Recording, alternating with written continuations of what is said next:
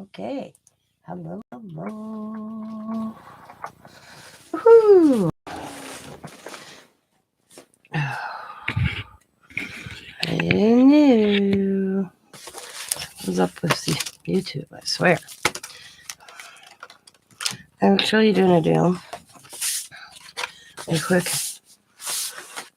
page and let it dry while I go back here and work on a layout here. But I want to do this so it kind of dries because I want to come back to it. So we're going to do that real quick. I have to get my colors I want.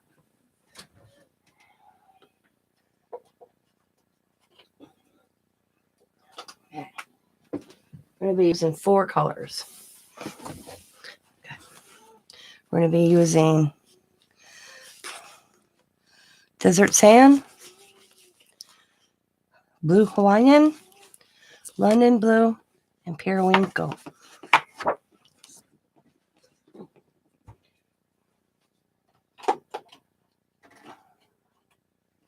And possibly Blue Lagoon too.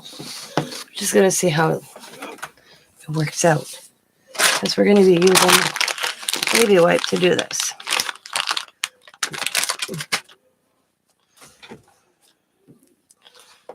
So I'm going to start out with the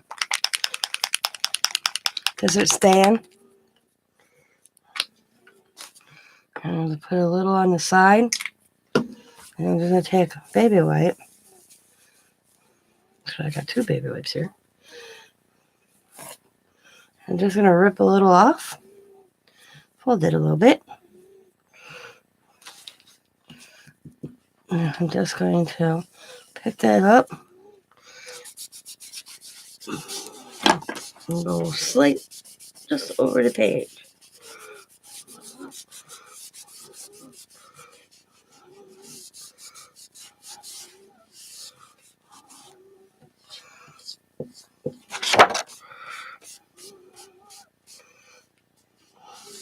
Like so.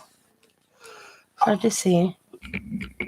I'm trying to get you guys so you can see the whole book. There. It's a little bit better. It's kind of hard. Alright, now I'm going to use the Blue Lagoon. You don't need very much what I'm doing. Again, just ripping a little piece of baby wipe. Pulling it just like so. Picking that color up, and I'm just going to go like that.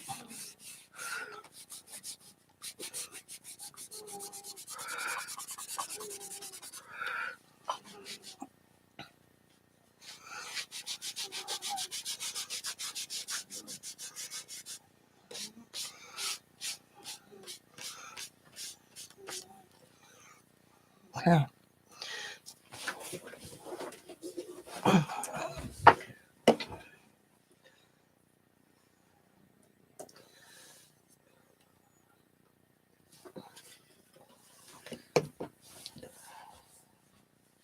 Next color is going to be the Blue Hawaiian.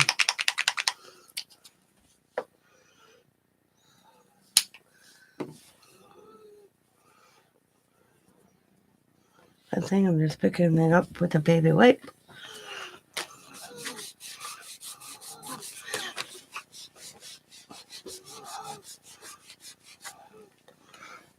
Maybe I should have used that at the top. We'll see.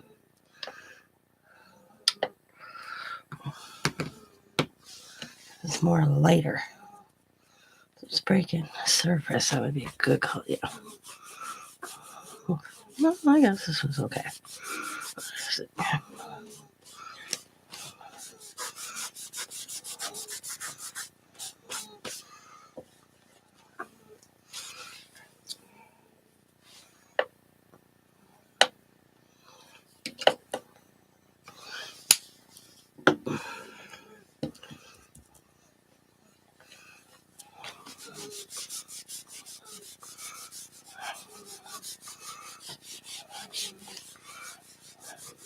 Looks good. Okay. Now we're going to go periwinkle blue. Hey, Laura. Same thing. Take no baby white. Periwinkle blue is like a purple blue.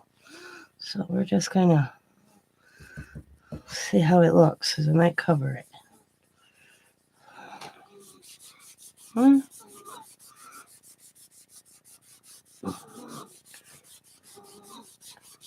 Looks alright. Just make running it back and forth. I like the look I'm getting. It's cool. Very cool. Just with the baby white. Okay. How are you this evening? Late evening. Or early morning, however you want to look at it. I fell asleep way too early. Way too early. I'm paying the price, so now I'm up. And the next color I'm using is London Blue.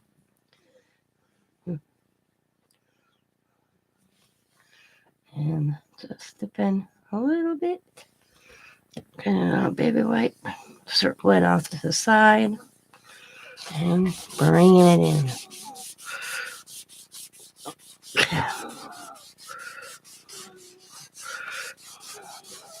And go all the way down with this one. So you see the different colors kind of.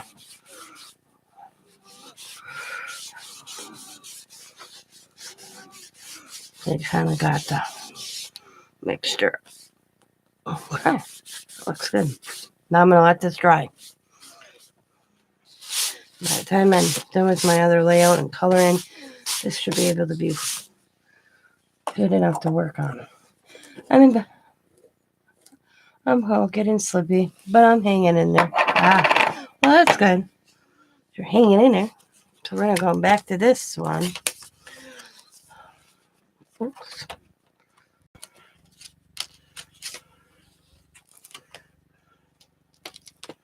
Right. Oh. Somewhere. Right here.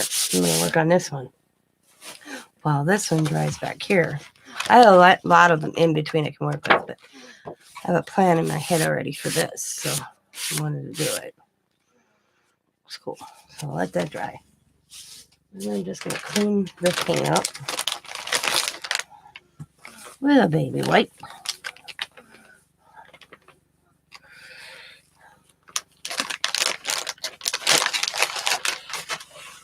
Close this. I already cut out a bunch of images the last few days that I can color. So I'll get them out.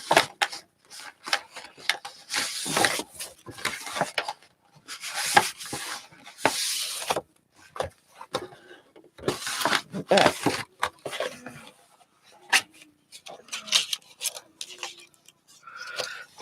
Side. Oh, on my page again. There it is. These paints out of my reach. I don't need them. Wait.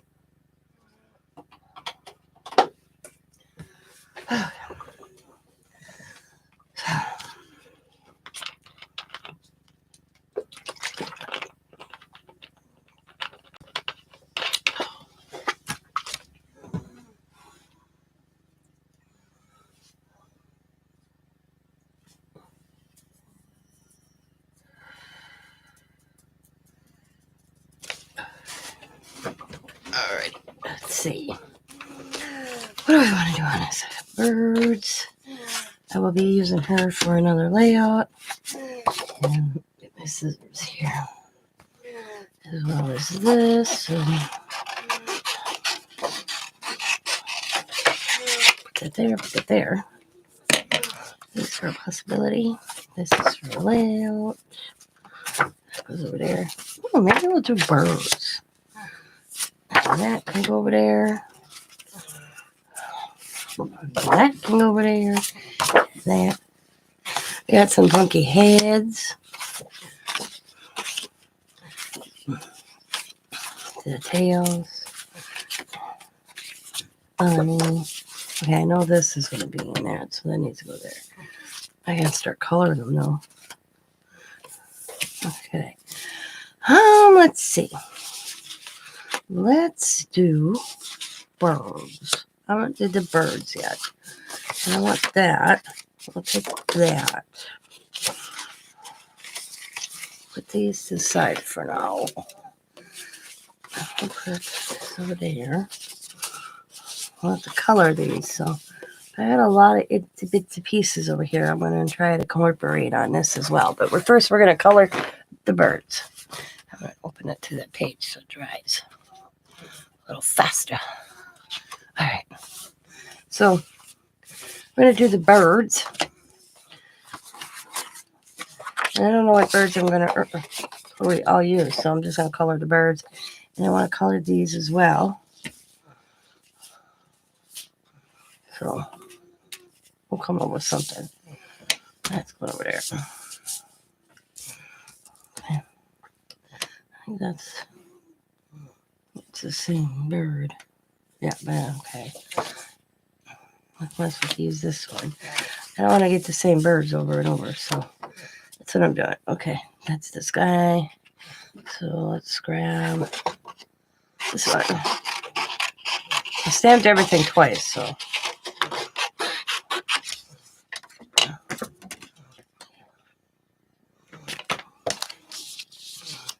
Okay. I think I stamped everything twice. We got the big bird, okay. The small bird, well, that bird. Where's this bird? It's right there. What's there? Where's this bird? Oh. Oh. There is a difference. Okay. All right. There is a difference in this bird. Oh, okay. Doesn't hurt to look. There we go. Got all 4 birds. I may not use all 4 birds, but I got them all. Okay. Page is kind of dark. I'll show you the page real quick. Page is pretty dark. So we're going to make it pop a little bit. So I'm going to try to use brighter colors. So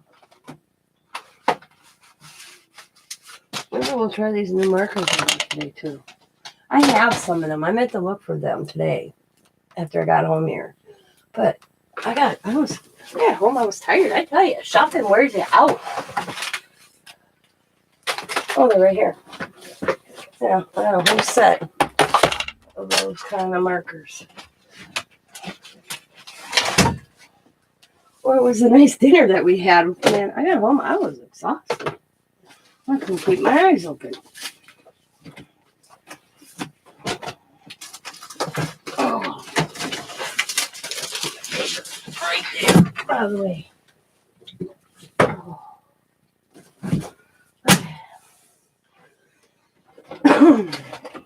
Works for me right there. Alrighty.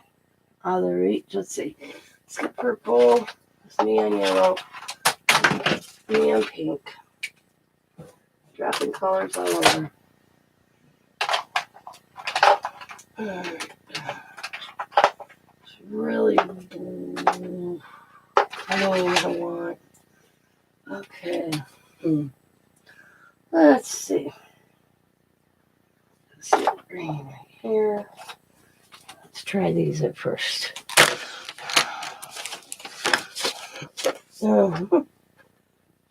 There. Hi, Steffi. So these are those tri blends. Now, my Scott, 3-4 years ago, got me the chameleons. Okay, they're awesome markers. Don't get me wrong, but the refill these were so pricey.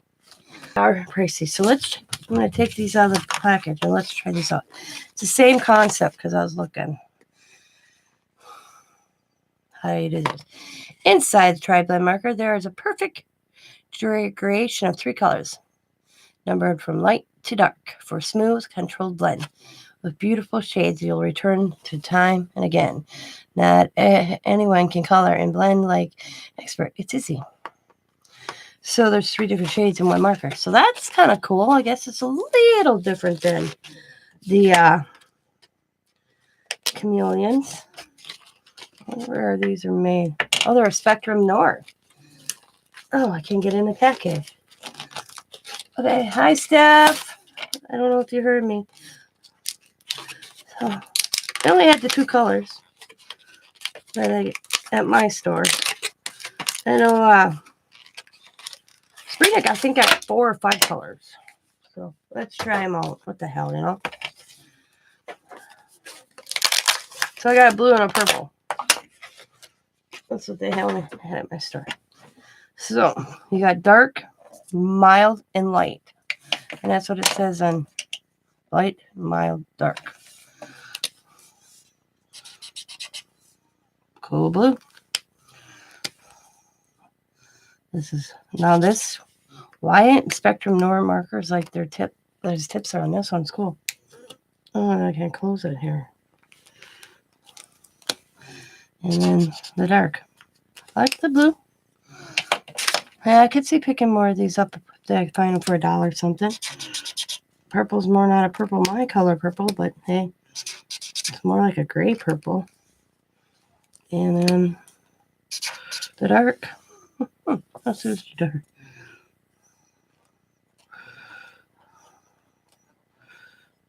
I really.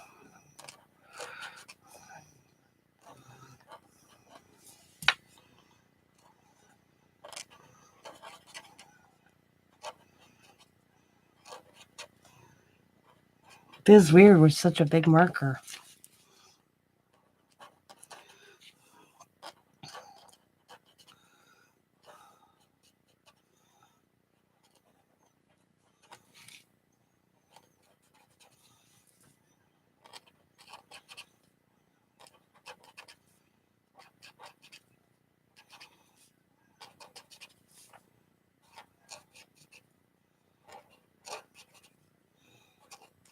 I would not pay no $5 for these, I'll tell you. Was that what they were, or was it $15? Let me look. What did I say the price? $4.99 for a marker. Just for one marker, I wouldn't pay that. $1.50? Yeah, I could see it. I mean, yeah, I guess it's 3 markers in one, but still. It's kind of pricey.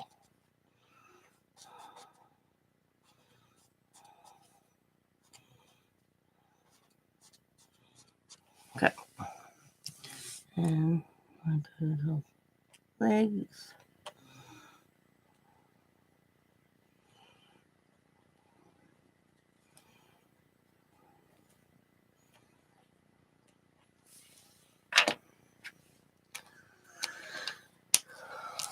Let's do I do like how they do the mild dark, so you know what color you got. So that's kind of neat. See?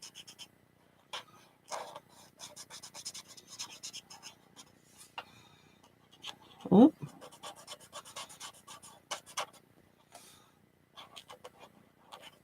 Okay.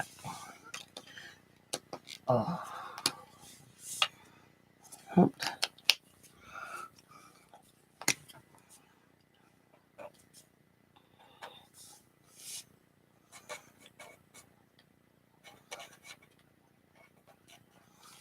Okay. Oh.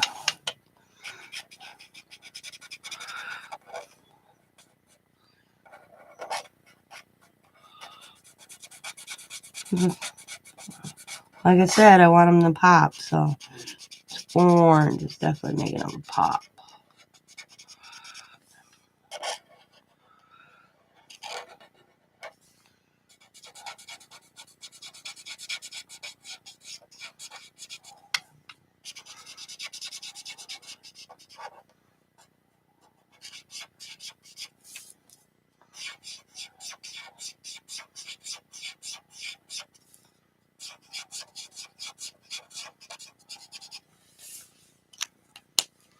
Okay.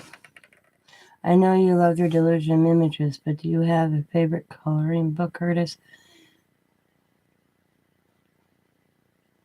There are these holes. Yuck. No, I don't actually, Steph. I don't have a favorite coloring book artist. No. Coloring book to me is heaven, so it doesn't matter. I mean, I've colored all my life, so any coloring book was something special to me. I mean, when I moved out of my mother's, I had stacks and stacks of coloring books that were mine in boxes that I colored. And I moved in my first apartment. Well, not my very first apartment. My first adult apartment with my daughter. I had an apartment when I was young. I was 17, 18 years old. I had a studio. I moved home after I got pregnant. And when I moved out of my mother's, I should say the second time, into my own adult apartment with my daughter, I got rid of all of them. I didn't keep them. I'm kind of kicking myself in the butt that I didn't. Because, I had from Raggedy Ann, Holly, I had them since I was a kid. Yeah, I ain't moving these anymore. Why? Now, doing what I'm doing now, I'm thinking, man, I wish I'd have kept them. I had them all dated, because I always dated everything. So I could look back, and I just thought, oh, this part of my life's over now. I'm a mom, These holes, yeah. What? I think thigh paint needs pitched. It looks like there's snot coming out of those holes. Yuck. I don't know what you're referring to, Laura, but okay.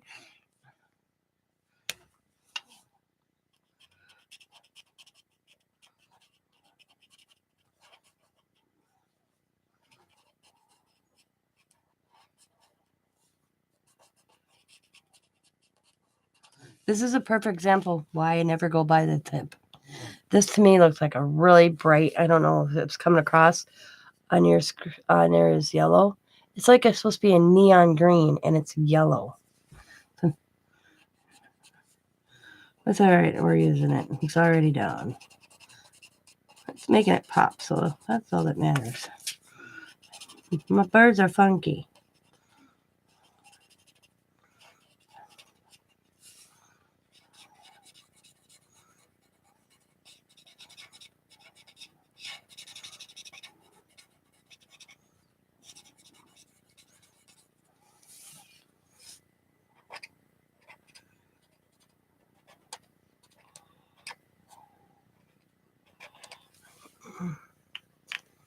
Oh.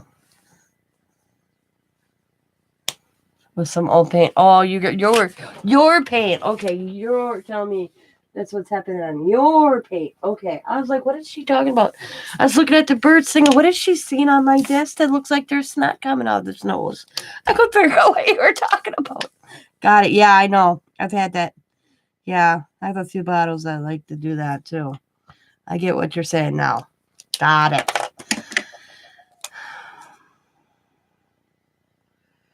Understand you now. Yeah. I've had a few bottles like that myself. All right. So we did the purple. Let's try this blue. True blue blend. So I guarantee you're supposed to, start with the dark. Then hit the middle one. Oh, I did that wrong. Here's the dark. Here's the dark. Then you grab the lighter one. Oh. Okay, this is why I would never like these. I can tell you. Here's the lighter one. Oh, nope, that's the dark one. Nope. Okay, dark. Here's the dark. See? Okay, now we go to the mid one, they're calling it. Then the light one. I can't tell the difference between the dark and the mid. Can you guys?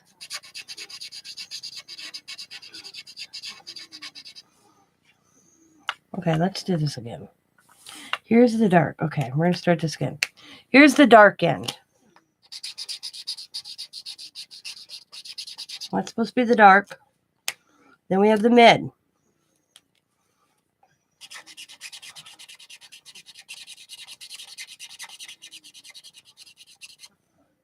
Can you tell the difference? That's two different colors. I can't tell the difference.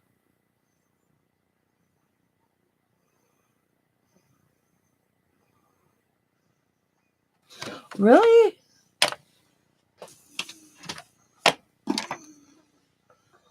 Okay. You should look up Chubby Mermaid coloring books. Chubby Mermaid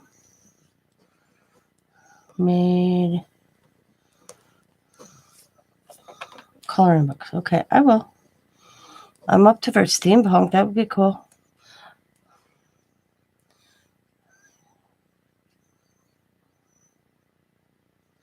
I will. I will check that out. And here's the light. I can tell the difference between the light and the dark. I don't know. If you guys, yeah, I can't. From the dark to, yeah, I can't. So it's not me. I'm glad. Yeah, see, I'm not a big, okay, I'll be honest with you. I'm not a big Spectrum Noir fan of their product. It's an expensive marker. You're paying for the name. To me, it's like paying for a Copic marker. And I'm all about cause and effect. And you guys can see what I've done with some cheap ass markers. So it's not about name branding me. And there's no way I'd have paid $5 for this. I'll tell you this right now.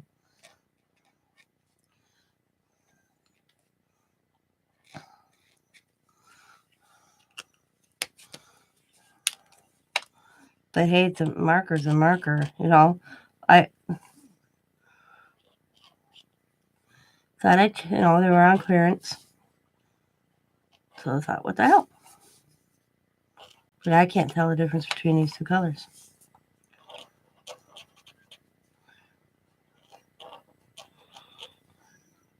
I bought Spectrum Noirs. I can't. Scrapbooking something when they were like $5 a pack one time. And I didn't like the now this nib. Hi, Angela. I like this tips on these. I'm not a brush tip fan. And all the ones that were in a $5 pack were brush tip. I don't like brush tip markers. I prefer I call it the hard nib, I guess. I don't know what you call that nib. But I don't like the brush tip. So, not my thing. There we go. Yeah, I can't tell the difference. I don't know if it's my eyes. Can you guys tell the difference on that blue right there? Because I used the dark in the mid one. I can't see the difference.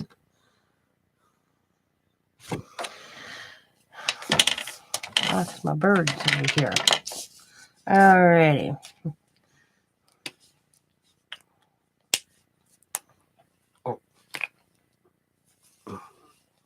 I know. Oh my God. Oh, Jesus. Whew.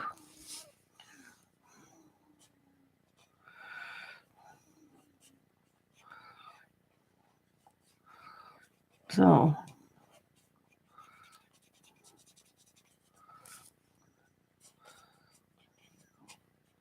I have my junky ass sweatshirt on. That was cold. This is my crafter sweatshirt. I have like 3 of these. Where I ruined. This actually says on it. It doesn't say on there. I forgot. Well, I don't know. My mom bought it for me on vacation. Yellowstone. Let's see. And this thing has, I can't color that good with the brush tip. I got the artsy ones, don't like them. I got the artisan ones that have the tip like that because I threw a conniption. They actually sent me some so I could tell it. I told the guy, I am not buying your product. I said, all I'm asking is a free sample of one marker, and they wouldn't give me. I said, send out samples everywhere else. Well, the YouTube channels have 5,000 subscribers. I'm asking for one damn marker. I said, I spend a lot of your products, and I said, I have a YouTube channel. I said, I may not have 5,000 subscribers. They show your product, and then they probably sell it on a local marketplace because you never see them use it on their channel again. So they gave me a discount code, and I bought I bought a set of 4 markers, or they sent me 4 markers. I don't remember, but all I know is I won't buy them. Once I use them up, I'm not purchasing Arteza markers again. Because right now I'm using Parkou. I just bought a set for 80 colors for what, $30? They do the same damn job. So, and I don't need expensive markers. I mean, don't get me wrong, Copics are nice. I mean, so are Artezas, but as much as I color, I save a. And whenever I go to Arteza to buy a refill, because Arteza, you don't buy refills at Arteza. You buy 4 markers. That's your refill. And I'm always thinking, what am I going to do with 4 markers the same color? Yeah, store it. But I've done that. Which ones do you have? Hang on. Here's an Arteza over here. Okay. That's this tip. This is the Everblend. They're called Everblend. Right here. Doom. But I do got these, and I just sit here. They're not what I thought they were going to be. These are the twee markers. Like that. That. And these like are a water-based marker. Kind of kicking myself in the ass for buying these. Yeah, so they sit in this bag and look pretty. I should stash these. Arteza Everblend. Yep. Then I got their finer tip. I have a lot of their products, actually. Let's see. Let me grab the tin. Oh, no. You don't believe what I just did, guys. Hang on. I have the Ever Fine Line pens. I just dropped all my colored pencils in my recycling. I probably woke up the neighbors. But I got the fine tip ones, water-based ones. Hang on. Let me move this out of the way. I gotta pick these up right away. Did you guys hear that? I'm really sorry. I know it was really loud.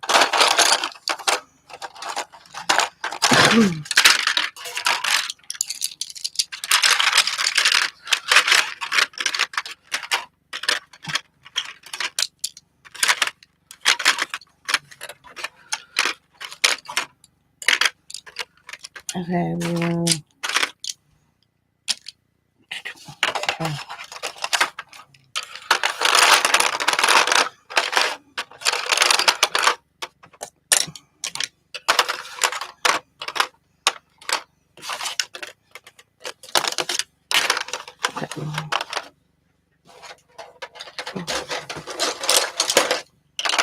I'll take them out of the recycling.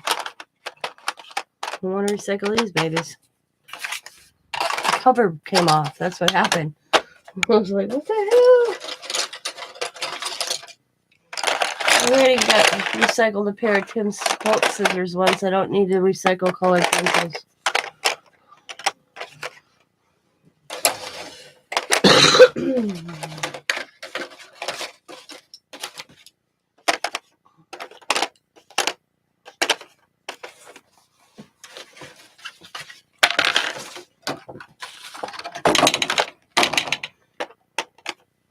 One on the floor. I'll make sure I get. Okay.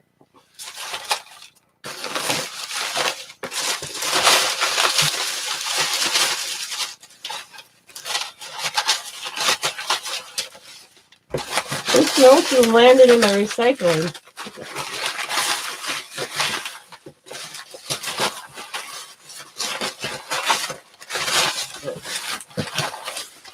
No more in recycling. So there you go. Okay. Not on the floor. Okay. So I'll find out. The cover came right off. What the hell? I'll have to fix that.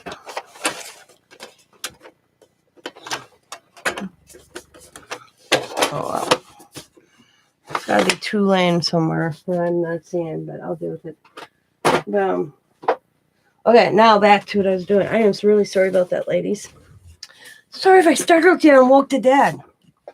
All right. Then I got, these were actually the first ones I bought.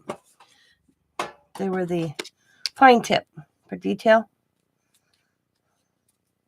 Hi, Roll G.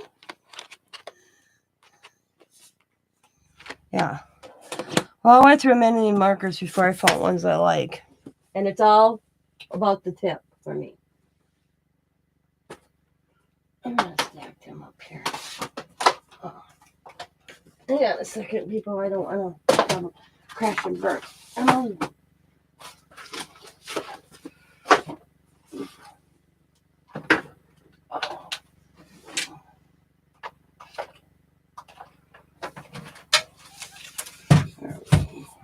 We'll put them right there. I'm going to get a piece of wood tomorrow today. And we do this. All right. Okay.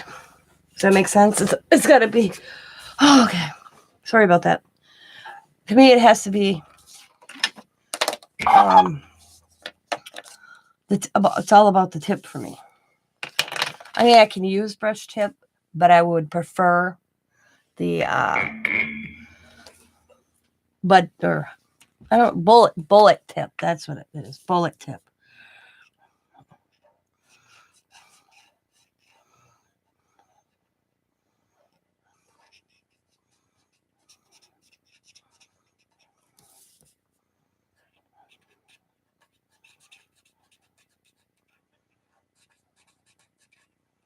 Now that it dried a little bit, you can tell just a smidgen different, but it's not much.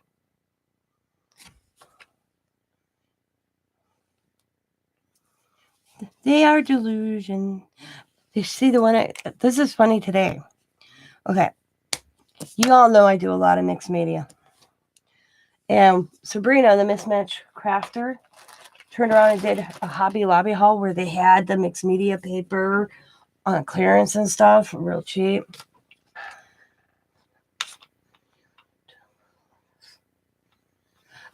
It's not your internet. It took me 3 times to get on tonight, Royal. So now I think YouTube's having a problem because the other day I got kicked off YouTube twice, and today I couldn't even get on. It took me 2 tries. So I think something's up with YouTube.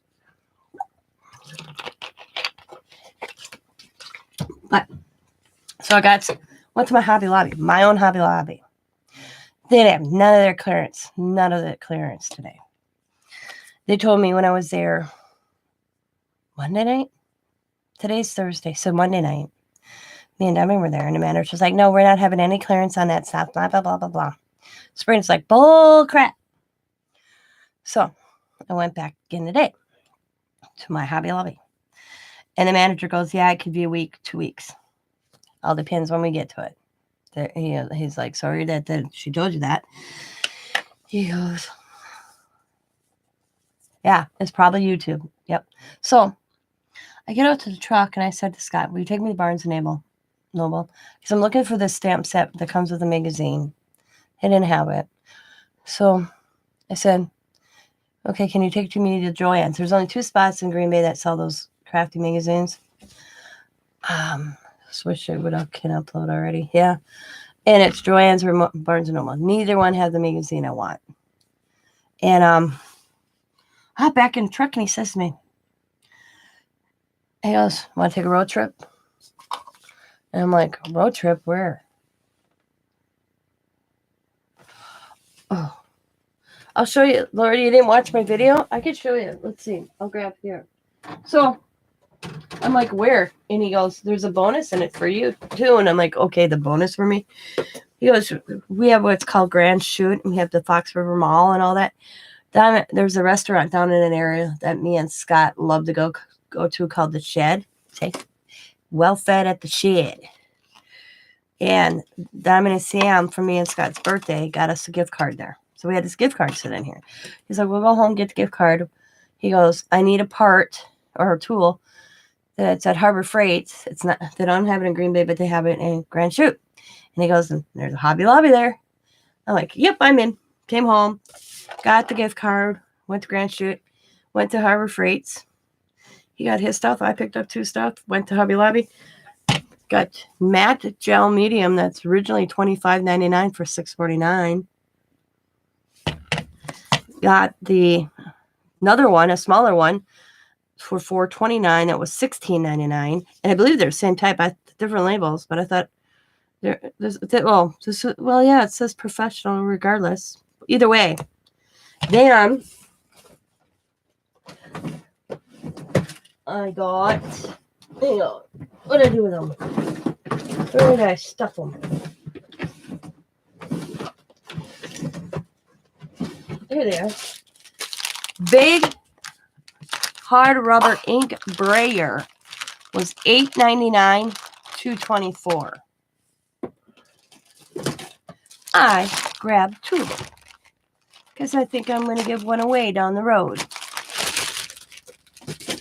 I know it's big, but this is still cool. Yeah, all it says is, this one says Liquitex Professional Matte Gel Medium. This says Liquitex Professional Acrylic Medium. Oh, acrylic. So I have no idea. One's made for, acrylic, and this one's not. Well, they're both in gel medium, so either one will work. And lately with my problem with my gel mediums, so I grabbed them. Then, I got these. I thought these were cute. This was just a bonus of me zooming down aisle. These little wood pile fun. I bought it for 59 cents. What? Because a princess. It's for Riley. And my granddaughter Allie loves dragons, so I got them too.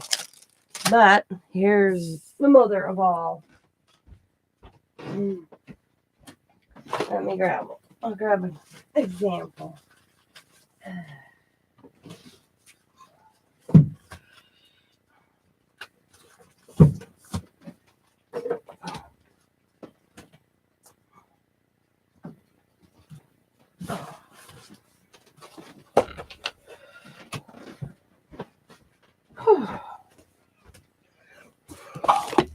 So they have the Bristol Smooth Surface. 20 sheets. Originally $11.49 to $2.87.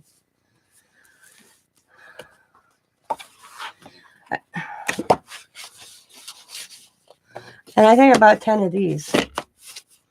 And then they had this one, Bristol. I don't know what the hell I supposed to say. It must be the paper.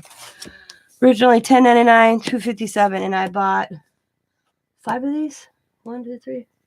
All I know is when she totaled all these up, I bought today.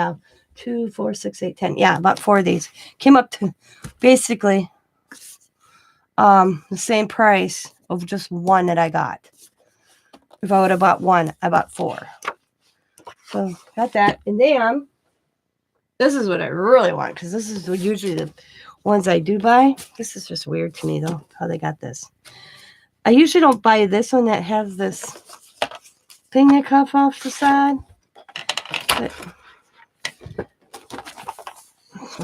I like this mixed media paper. This was originally $16.29 to $4.08. I picked that up. That down. This only had one of those blue ones left, so that's, I'm hoping. I really don't need to, but if I do go back, I probably would. If mine starts having it, I'll probably pick up a few blue ones. I like those. And then Sabrina found, I think, 3 colors. I only found the red for $1.49 from $5.99. That's pretty good. I think that's it.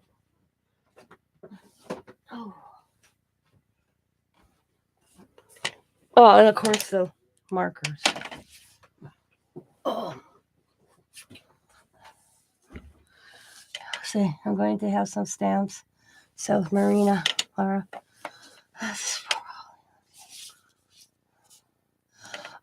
Probably a left-handed. Is that why it's like that? I was wondering what the hell that was today. Because I was like, what the hell? Because usually they're like this for me. And then they have this. I mean, a piece that you can goes like this. I've never seen it like that before. Well, I don't care. Mixed media is mixed media paper to me. Hi, Angela. Yeah. I was wondering what the hell that was. Why it was like this instead. Yeah.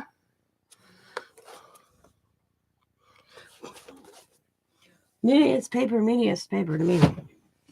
I'll just, I already got a plan if I don't want that out of it. If I just want to use it in the book, I'm just going to take my white washi tape and go over the front and the back side of that where it would come off. Yeah, I saw this price.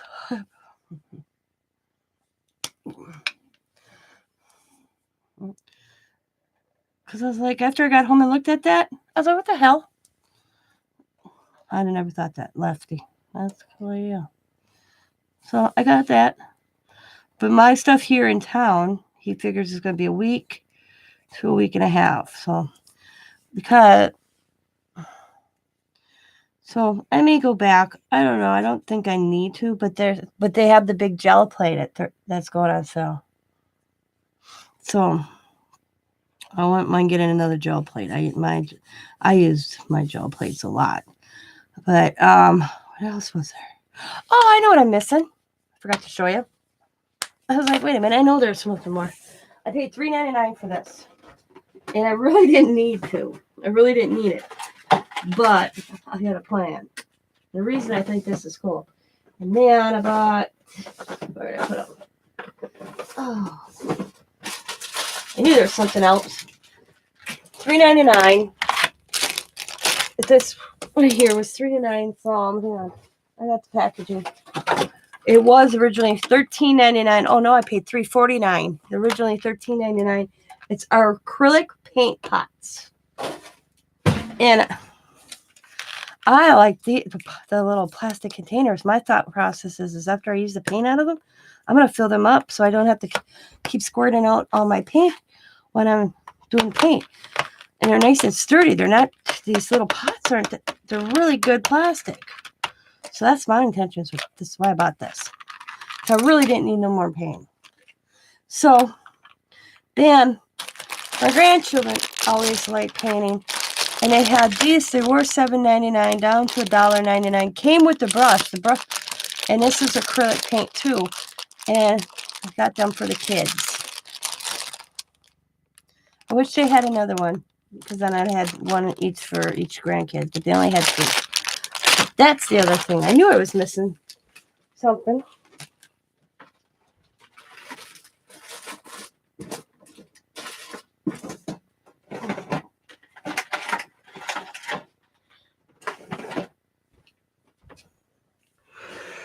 Okay. Yeah, good deals.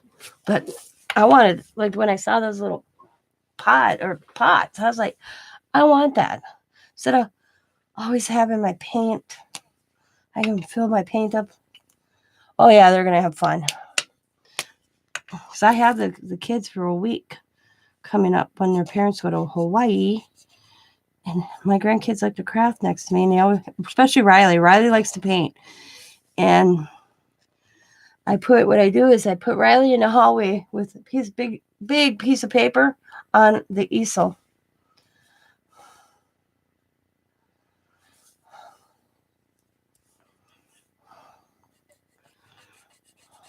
And I just let her have fun.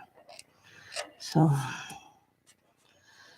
I think the easel's out at Diamonds. I have to ask.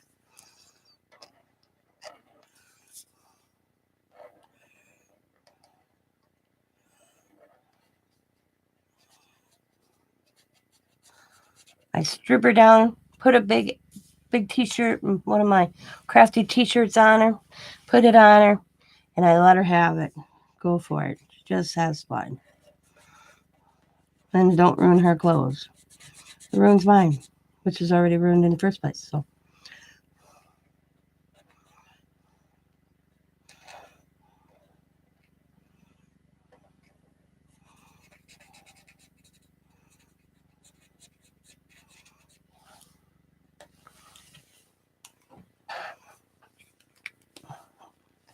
Yeah, they're closed on. Yeah, Hobby Lobby's closed on Sunday. Sundays.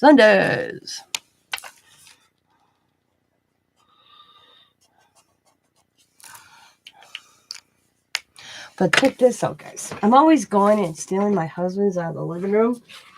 So we're at Harbor Freights today.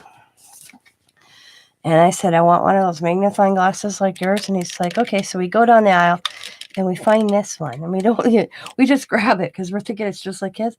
I open it and it's bigger. And like, check this out. It has this light. I was like, oh my God, that is so awesome. Plus, look at it. Got this little finger dingers things. If I'm like doing that jewelry with Bima, I can actually see. I don't need this wire thing, but it's because like that one's better than mine. I'm like, and you're not getting it. So cool. Boom.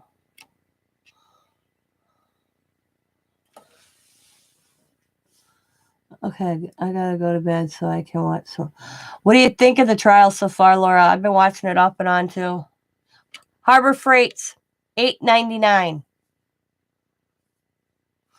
$8.99.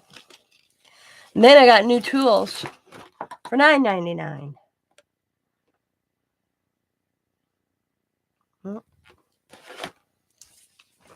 Yeah. Yeah. See, I have an eyesight problem, so I'm always going out to my husband. I had a Dollar Tree magnifying glass, and I never can see anything on it. So I'm always going out by my husband and grabbing heads. Today was destroying. Yeah, I was watching the clips of the guy with the white glasses. Today, oh, that hit home. That I should say hit home. It hit home. Hit him hard. Yeah. Yeah, seeing it from the cops' view. Yeah. The whole thing's tragic.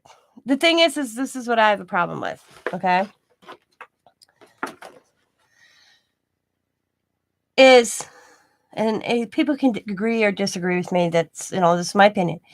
You cannot tell me when that officer, I don't know if they played the police clip, if I saw it on YouTube or somewhere else, you hear the officer ask George Floyd, are you on anything? No. Well, if they're training and you as an everyday person looks at somebody and you can kind of tell they're on something, that they should have never moved him from that wall. When that officer put him in a wall because he's talking to him as he sits him on the wall, that's when an ambulance should have been called. If that officer had that instincts to think he was already on something, he should have never tried to get him in a squad car. He should have just dialed 911 or 911, called for paramedics, left him hanging at the wall. They're like my buddy who's a police officer. He and Chris has been in some really messed up stuff, man. And I feel for police officers because they are put in he says a split second decision. You have no, let's sit you aside, hang on to your gun for a second. Let me talk. Let me decide what we're going to do. They don't have that option. Okay. As we were talking about George Floyd, but Chris said to me, and he's this one that told me this, just watching that video, Chris told me, he could tell that George Floyd should have never been even put in a squad car just by the way his interaction with that first initial police officer. Once, getting out of the car, yeah, he resisted. But once they had him out of his car and they were walking down the sidewalk and you hear that officer say to him, are you on anything? That should have been the first instinct. He goes, they're going to lie. They're never going to tell the truth. Yeah, officer, I'm on drugs. Yep. Because I guarantee, not saying that George Floyd would be alive. Either way, okay? I think he was in the process of an overdose. But the way they handled it, they could have got him to the hospital and they could have tried to save his life, or he could still died. But it wouldn't have looked bad at the police department as they are now. You know? But like Chris says, you watch that video, Tina? I watched it. I watched every video out there. He says, I knew. He goes, once the way he was walking and talking and foaming at the mouth, when they leaned him against the wall, they should have left him on that wall until the ambulance picked his ass up.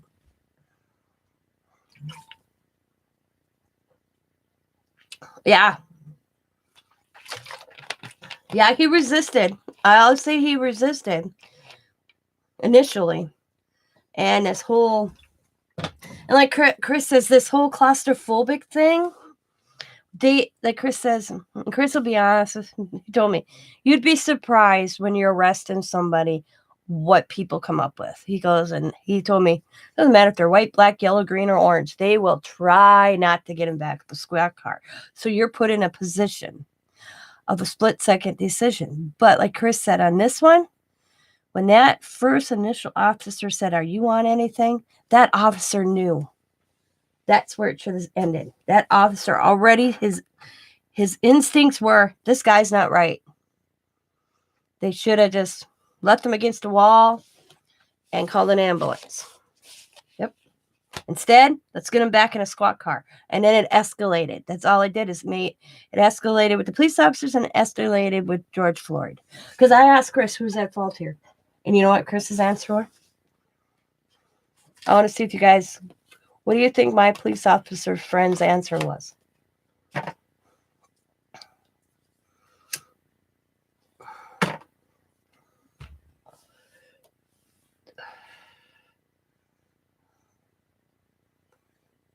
Because I was surprised.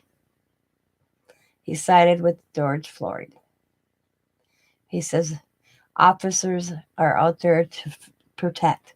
You're not supposed to do harm. There are cases where you have to manhandle. Like he said, you can get manhandled or you're manhandling.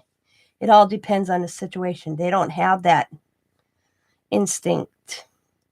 But see, he goes, because I asked him how our police department versus Minneapolis's techniques. That choke thing that Shabby did, whatever, you can't do that here.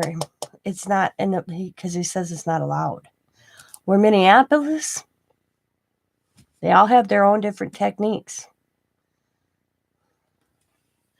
Well, yeah, fentanyl. What I asked Chris about that. Fentanyl is, and he had some other drug in him.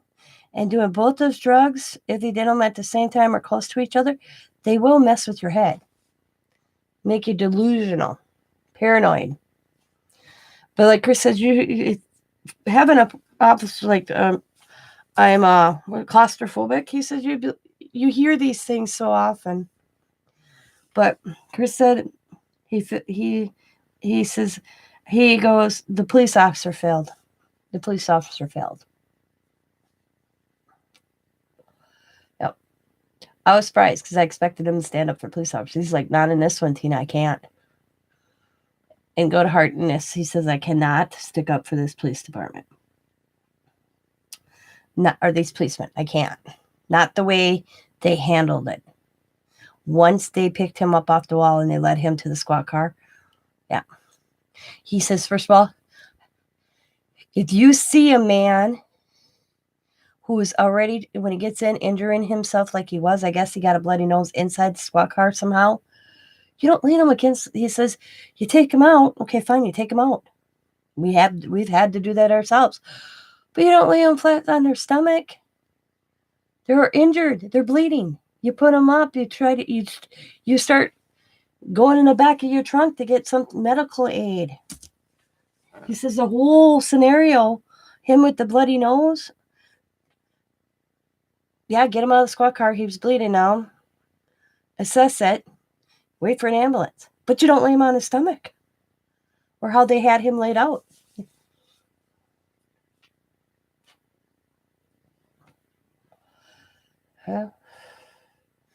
And that's a cop's point of view. I was, not that's, but like Chris says, he's human too. But he says that, he goes, officers aren't trained. They're trained to say, oh yeah, you're drunk.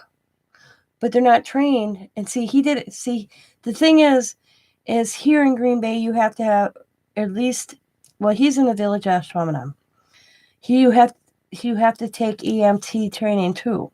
And he says that's where police should also have to have that, where it's not, okay, you go to police academy, but you also should have to go through some like EMT techniques and now like social, like psychology a little bit, so you can read a person. He goes, we're not trained to read a drug addict. There's no lesson.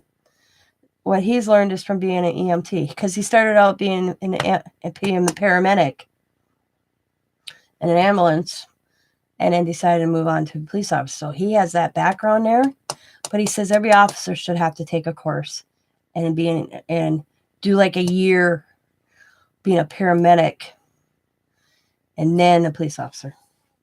He goes, because I recognize people on drugs all the time. He says, not long ago, went to a scene, and you could tell the guy was on something. But he says this one, those officers messed up. Big time. He's like, the shootings that go on, his philosophy is, if you shoot at a cop, you're going to get shot.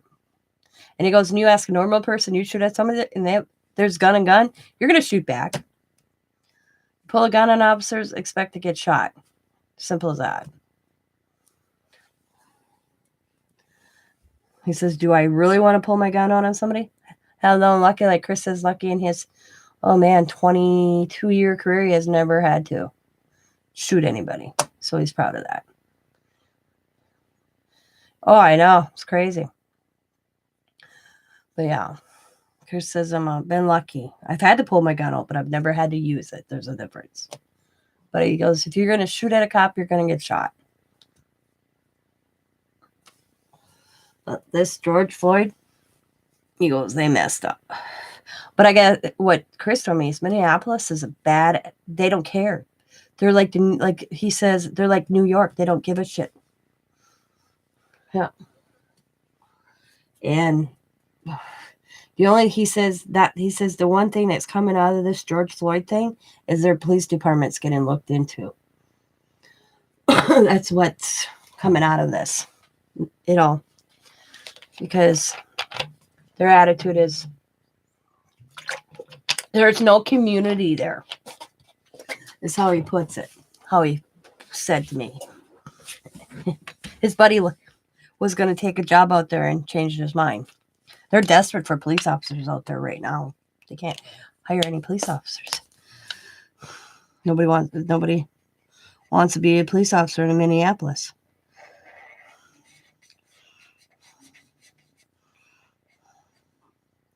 But there's no community policing.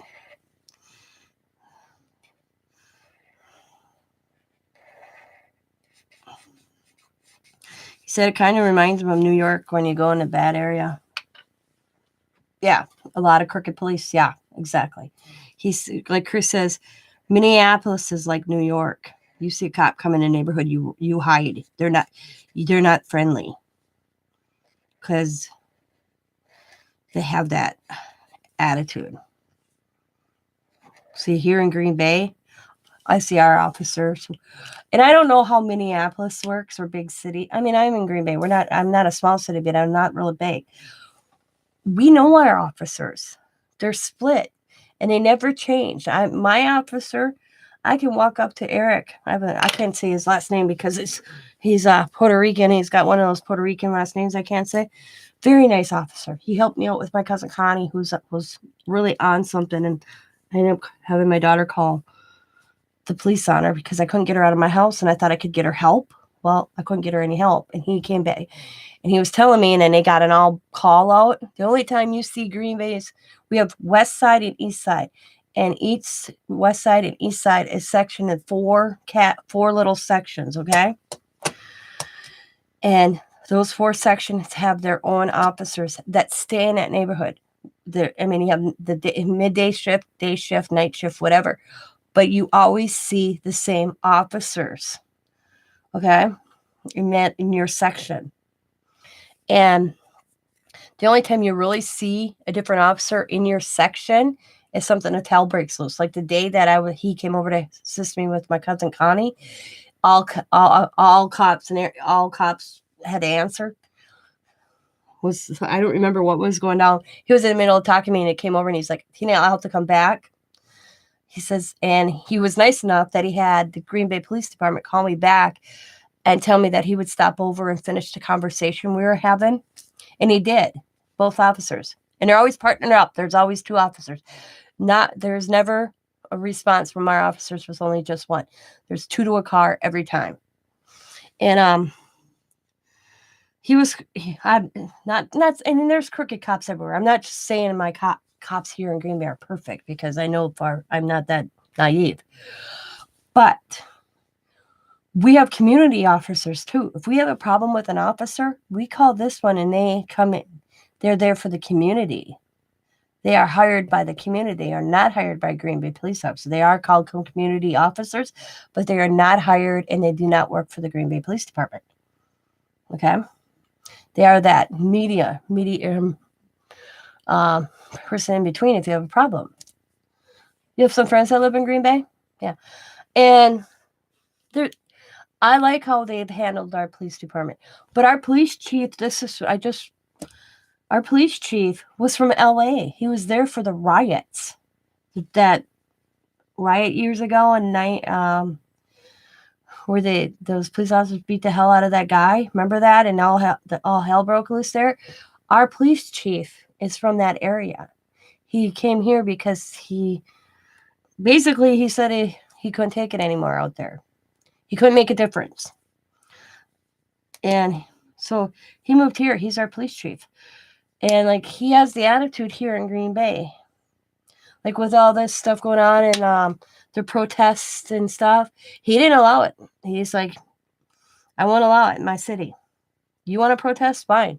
He says there's a line you cross from protest to vandalism to riots. And once you cross that line with a riot, then I will come down on you. If you guys want to protest, I'll walk the streets with you. And he did. He literally was out on the streets with the people during the protest. But once you cross that line, he says, and you throw a bottle, rocks, anything at my officers, you're going to jail. End of story. It's like we had Antifa show up in Green Bay. They ran out. He would not, nope. He's like, I've been down this, and I'm not having my city burn like LA. And I'm like, what? Well, then I went and looked him up. Yeah, he was out in LA. He was in that one section of town that's really bad. And but he's all about talking to people. He got with the Beyond Black Lives Matter people here. He met with them. He worked with them. Just like we had an incident where not long here, this guy was wanted, and the cop recognized him, so we were trying to pull him over, and he ran the cop. He decided not to pull over. Where are you, Angela? Oh, you live in Joliet? That's in Illinois, right? Yeah. 40. Okay, from Chicago. It's almost as bad. Yeah. Exactly. Here in Ferguson, where the kid got shot, the cops crooked in that town and made our state. Yeah, it's bad. And like I said, there's good. The thing is like my buddy Chris, who's a police officer, he says there's good and bad, and you don't even have to wear a badge to be bad or good. We put our pants on every day. And he goes, but the easiest thing, he says, I will tell any person, when you get stopped by a police officer, listen to what they say. If they say, put your hands on the steering wheel, put your hands on the steering wheel. They tell you to lay on the ground, lay on the ground. Yep. Well, like in Kenosha, I was watching Kenosha 4 different feeds. I had 2 on my tablet, 2 on my laptop, and 1 on my phone from 5 different YouTubers that were in Kenosha that were doing live feeds that night that kid shot those people. If I was live watching those, you'd have heard me swear. Because I went, holy F. Did I just see what I just saw? I watched that all go down on 5 different feeds. And I'm like, oh my God, that kid just shot somebody. I wasn't sure about in the parking lot when the first person he shot, but when he was running, that I saw. But I was like, oh my God. What I didn't understand about that one, and I tell you, I would like to know who in the hell comes up with these scenarios. In Kenosha, you have a courthouse. It's here, okay? And right across the courthouse is this big-ass park. Okay? Big-ass park. So what they do, instead of, like, taking their little Humvees and going like this and pinning all these little rioters in this little park, okay? Let's move them through the city. Through the park, down Main Street drag. Somebody explain that logic to me. I said to Scott, who in the hell comes up with this and stuff? Because they moved all those people away from the courthouse and then care more about the government building than the residents. They were moving these people into people's area they lived. I just blew my mind when I was watching it. Because I kept on thinking, who the hell came up with this scenario to move them away from the courthouse? They could have put them in, they could have all like combined them with their little Humvees right in that park.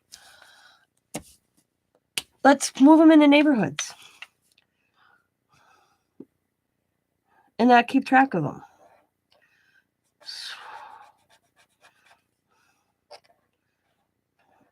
Just like this George Floyd trial. Because I was supposed to go to Minneapolis next month. We were supposed to go see Paisley Park, Diamond and I. We canceled it. Well, we postponed the trip. Because I don't want to be in Minneapolis this summer. Because regardless of the outcome of this trial, if he gets convicted, they're not going to be satisfied what he gets convicted for. He has 3 charges: 3rd degree, 2nd degree, and manslaughter. If they don't get what they all want, nobody's gonna be happy with the outcome here. If he walks out with not guilty, all hell's gonna break loose.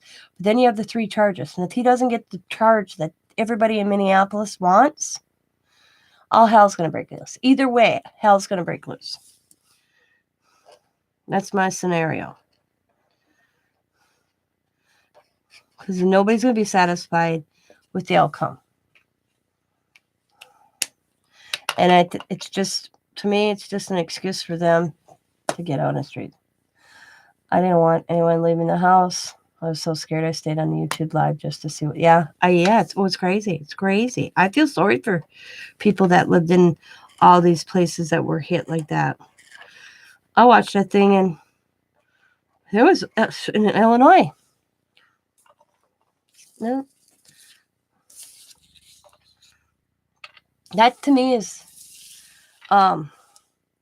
when I told my daughter, protest people want to be seen and heard. Rioters want to hide in the dark. You want to go out during the day and protest? Go right ahead. But once it gets dark, you get your ass home. Because diamonds. And I said, because protesters want to be seen and heard. Rioters want to cause destruction. Just like taking over a freeway. When I see them take over a freeway, the whole meaning of them being out there is gone. Because now you have people stuck on a freeway. So, you want to be heard? There's ways of being heard and getting your meaning across without causing other people damage or affecting other people's lives. I mean, there was a truck driver that sat in his truck for 8 hours on a freeway trying to get a load to Walmart. Wait a minute. During a pandemic, people need that groceries. And you blocked the freeway. I don't agree with that.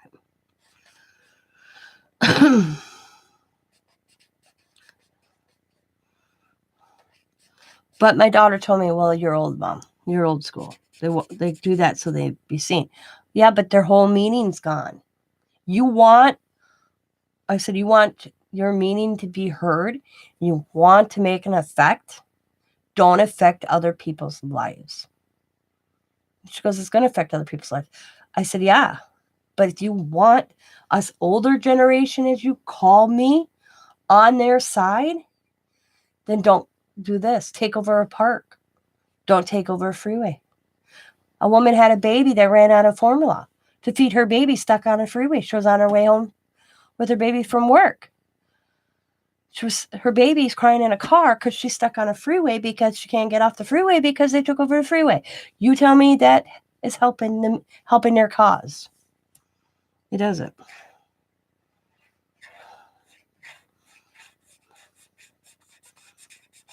And I guess that's me.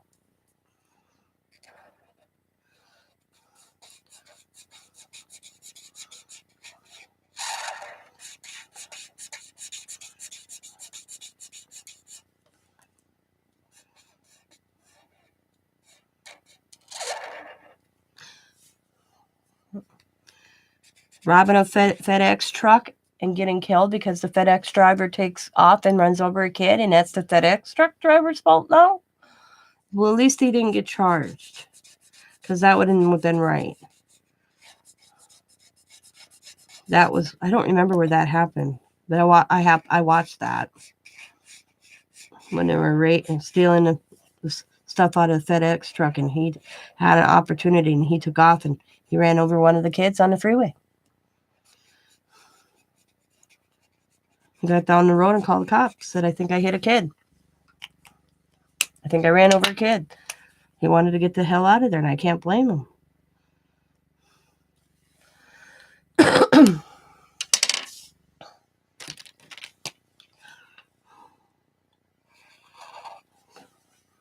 People get scared. Ooh.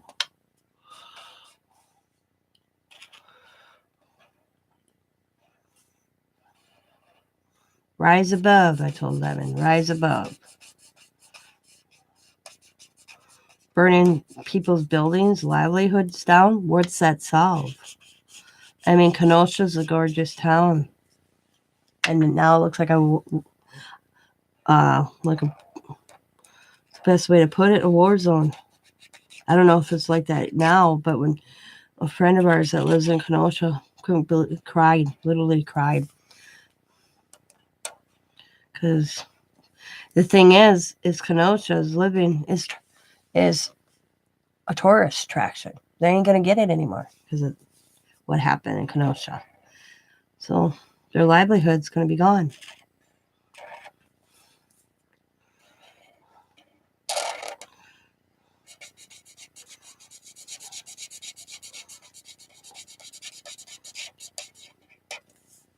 Vandalizing and looting, where does that solve anything? Doesn't. Just costs companies insurance money, and what gets me is when you hear them say, and I've heard them, well, those people got insurance. Well, guess what? There's a friend of a friend's down in Kenosha still has to take the insurance company to court because they don't want to cover his loss.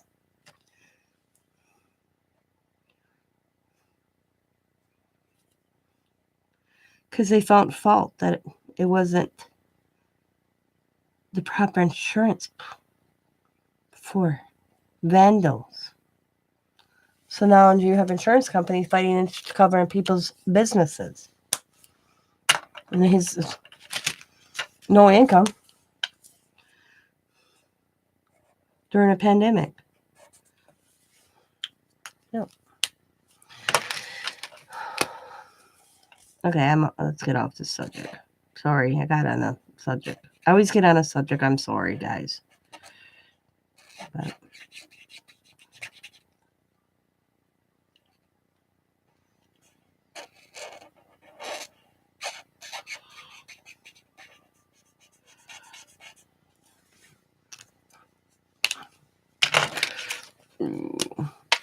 bird is funky, funky bird. One more funky bird.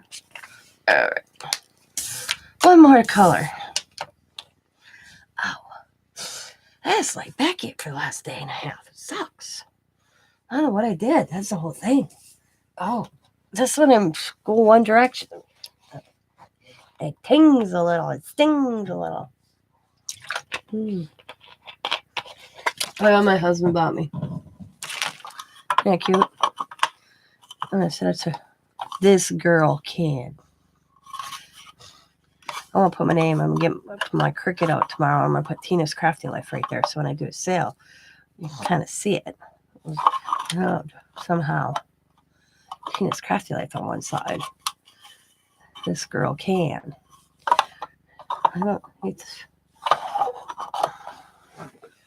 He said it.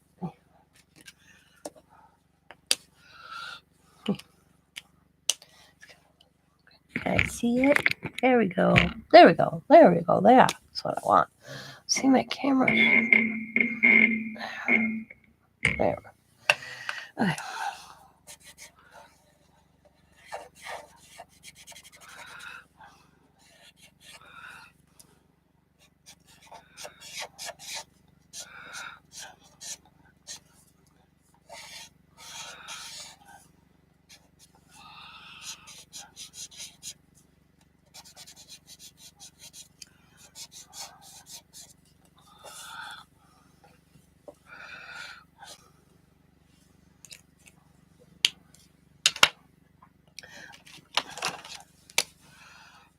Yeah, he went into the Dollar Tree with me, which was strange. Because I went to the Dollar Tree too.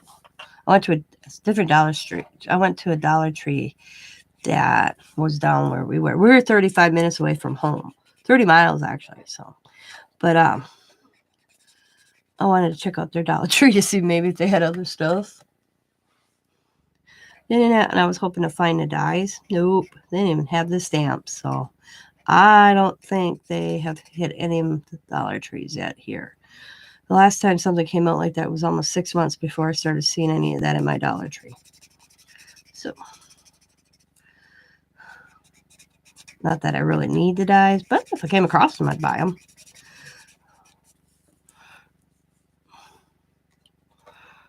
I thought so. It says down there, Death and Dollar Tree. Let's check it out. I'll go. Dan Hammond.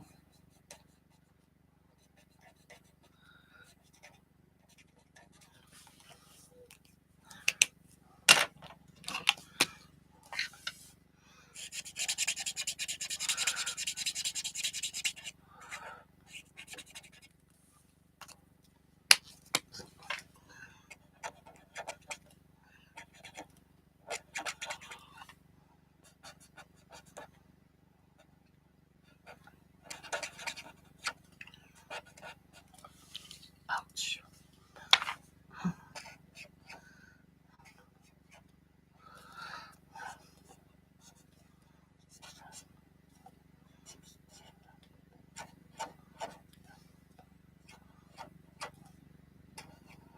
Okay. Well, let's make her have pink. Pink.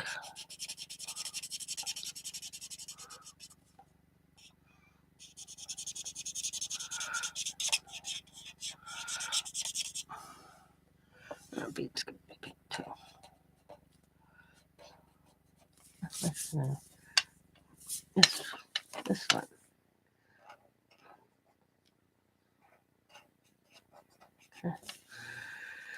All right.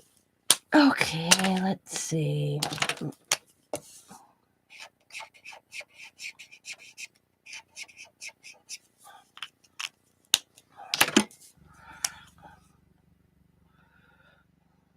All right. Get my little scissors. Now let's cut this out.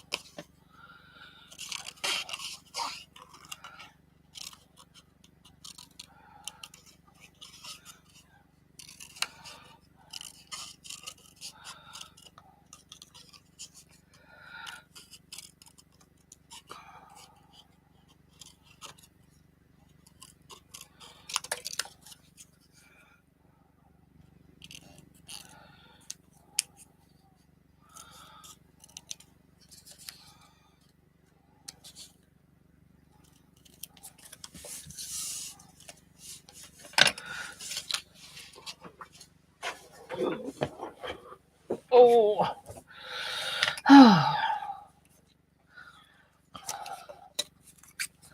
Birdie, bird, bird.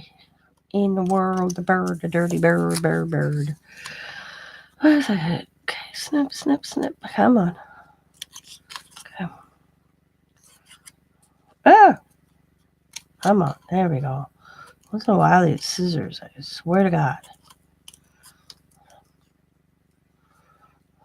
Get stuck.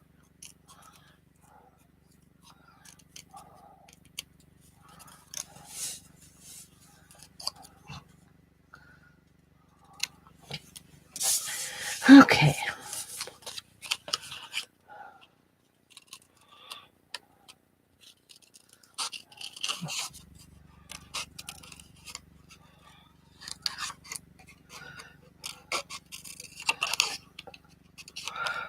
I finished coloring him. I forgot to do his other legs. Turn, come around. Around the shoe we go. And off. There we go.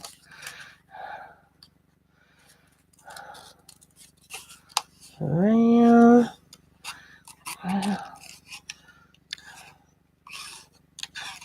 Almost cut off his.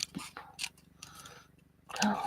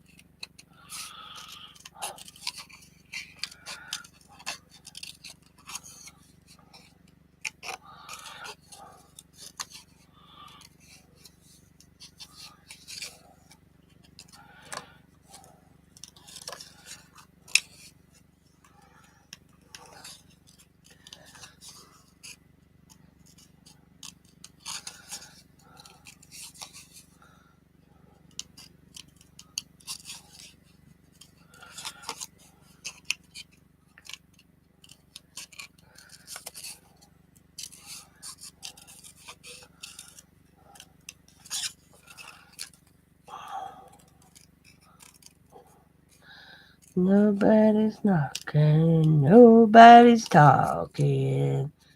That's all right. It's late, I get it. I get it. I gotta probably move him over. I gotta finish coloring his little legs. Let's do orange.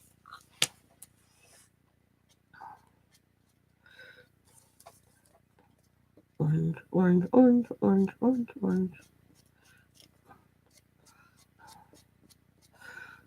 There we go. His legs are now colored. For some reason I forgot him. I haven't colored that out.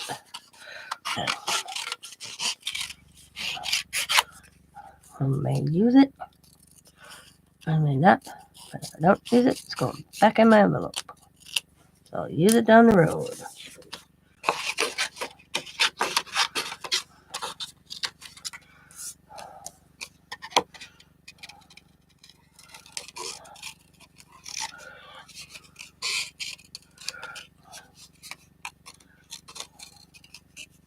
Oh, I forgot a spot on these shoes, too.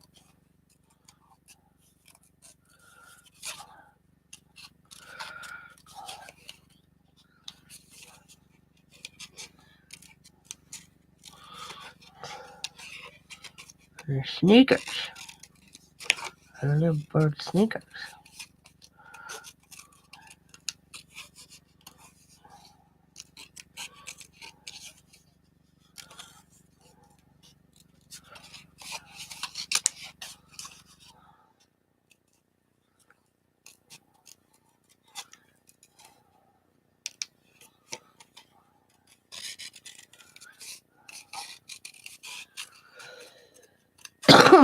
Excuse me, I'm sorry. Da, da, da, da, da, da, da, da, da. Da, da, da.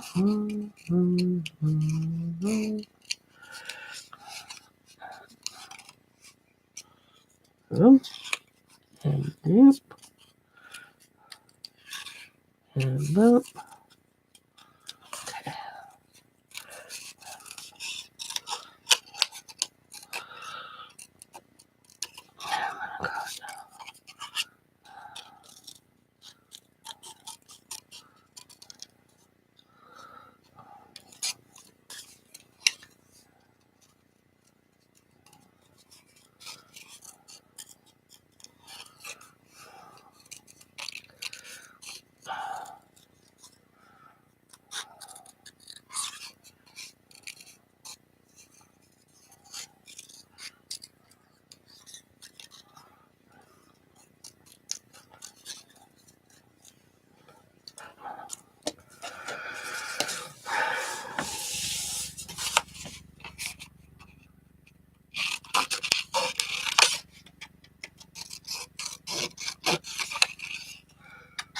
Well, our mass mandates no more in the state of Wisconsin, so I don't know if that's a good thing, bad thing. I have no clue. But according to this, we don't have to wear masks anymore. It's up to the businesses. So far, every business I went in today still had mask requirement up. Oh, I forgot his legs too. Jesus. I'll have to fix his shoes. So, how long that lasts? Because our governor tried to extend it. Got overruled by Supreme Court again. I don't get where you have a governor if everything, the moves he makes is against the people and gets sued and goes to the Supreme Court. It's overruled. I feel sorry for our governor this year. It's every move he's made. Somebody's hauled his ass into court.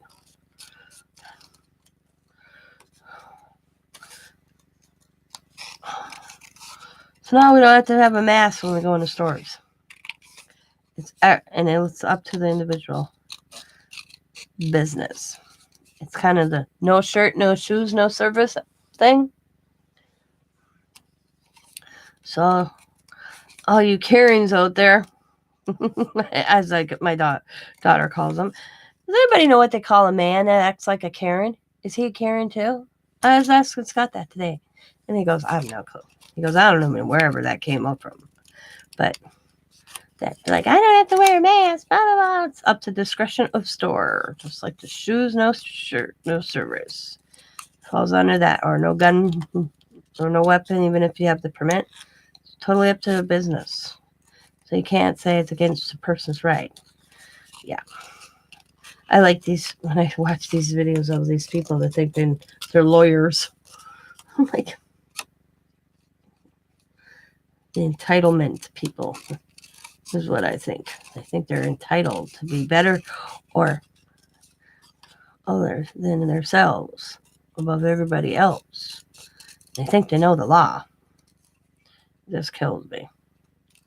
But, yep. I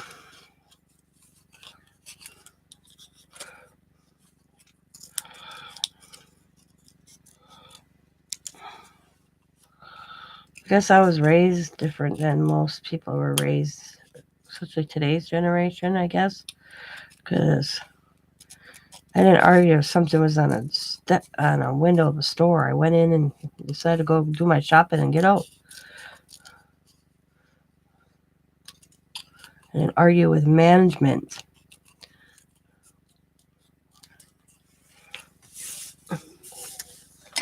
I guess that my grandpa would have kicked my ass.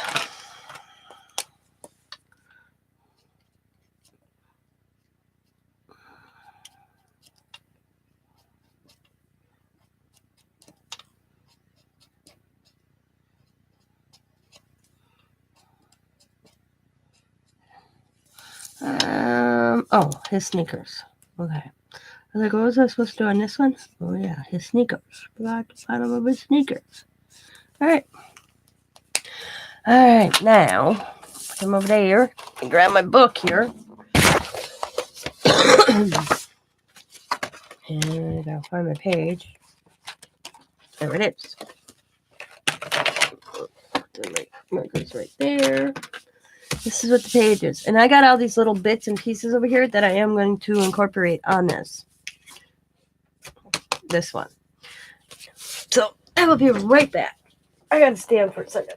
Oh, my back is hurting. Oh, man.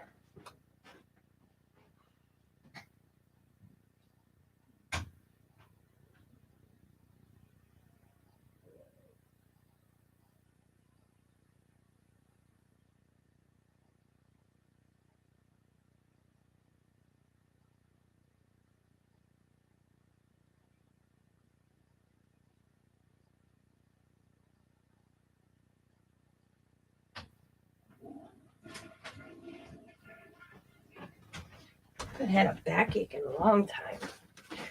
We're in for a weather change in Wisconsin. Usually when I start hurting a little bit, that's what's going to happen. Weather change. Okay. So, okay. I have these bits and pieces of different things that I thought I was going to use that I didn't use. We're going to incorporate them on this page as well. We got these funky flowers. We got these little bits and leaves. Got this person's body and this person. We got a face. Let's see. We got this funky head. We got this body and this head. What else is over here? We got this. We got half of the, I took that off my head. We got that flower. We got this flower. We got this flower. And we got this. And that's all the one. Oh, nope. Also got these. So we're going to try to incorporate and use the ones that, these little extra pieces that I've already colored, and talk here on this layout.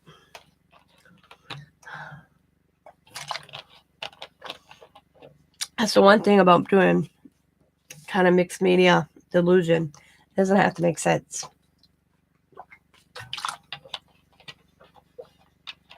And I think that's what I enjoy about it.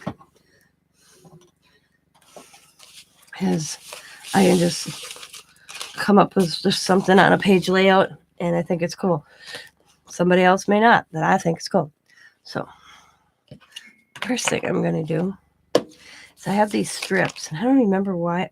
Oh, I know what these. I was like, why do I even have these? I remembered why I have these. Because I kept them from this. That's where the strips are from. Yep. That's where the strips came from. See, I'm thinking. And I kind of lay it out and then take it all off. And sometimes I don't put it back on the way I lay it out. It's weird. Yeah, I'm weird. So I'm thinking I'm going to go across on the top, add a little color, and down the sides. Just going to kind of give it a border. Okay, like so. Because this is where it's going to, I don't need the border down here. So let's do that. And I got C's on these, and I don't remember why. So we're going to snip that off. Oh, cut. That's how I knew which one was cut. I put a C. So we're just going to take that off. And if they're uneven, it doesn't matter. You know, it's all good. So, okay. Oops. We're going to disregard that. And I'm just going to add some glue.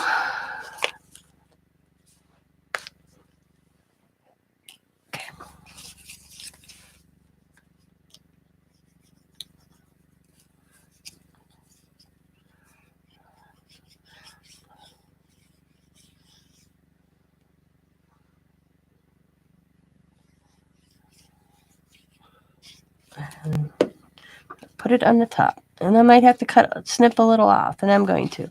Just going to kind of lay it on the top. I'm hoping it sticks to the washi tape, because sometimes glue has a bit of a time on a washi tape. So we'll see. And I'm just going to snip. I'm actually going to turn my book too. So this, I think I'm over on this end. Oh yeah, look how far I'm over. So I'm going to bring this. Ah! You guys didn't see my mess up. I just ripped it. Look, I have an extra piece.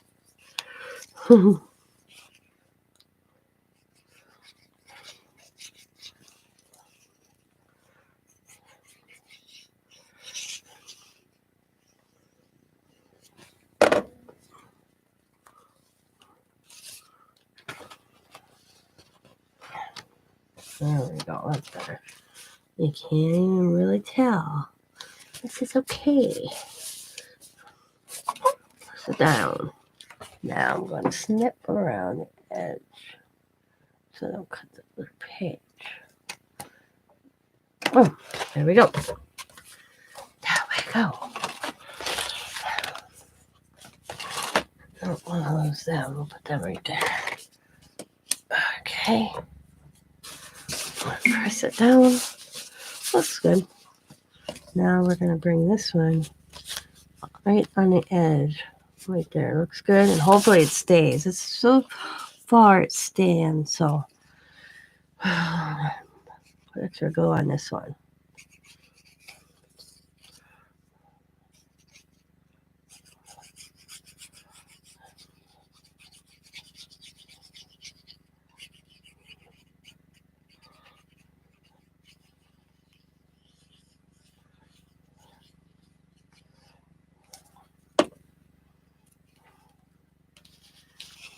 I'm just going to kind of move it up just the middle. Kind of.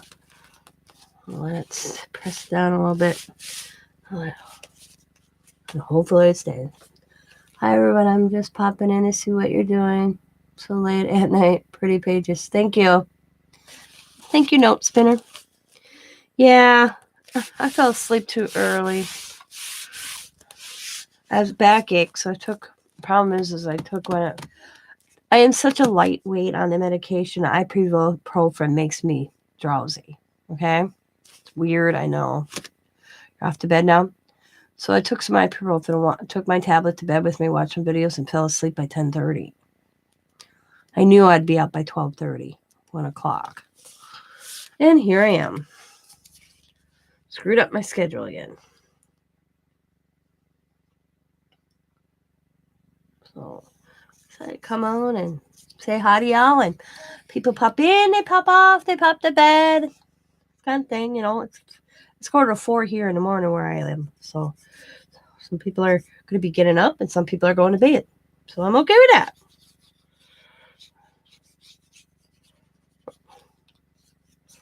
And I'm probably going to go back to bed about 6, hopefully probably about 6 o'clock. Try to get a little bit more sleep than I did, because I am tired. I can feel it in me, but not tired enough to fall asleep again. So I figured do this, relax, chill. It's staying. That's cool. Now let's add these funkies. Funkies. They don't have to make sense. Just remember, you don't have to make sense. It's about being, you know. We're going to have that coming down here. Got this funky one. We'll have that one coming somewhere down there. And let's stick some funky flower.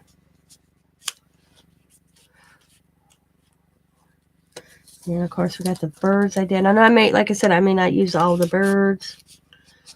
We'll put that one going that direction.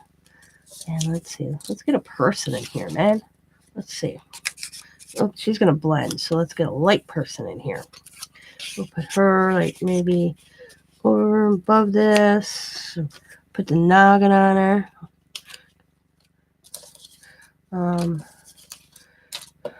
And stick some of these. Maybe that flower there. Maybe give her a little funky head kind of thing going on. to stick another bird somewhere like that. Maybe a flower. I'm trying to fill up the space, so I might move her over a little bit. We got these flowers. I can sneak in there. That's going to look kind of cool by the time I get it all done. I have like this coming down in the center. Maybe some there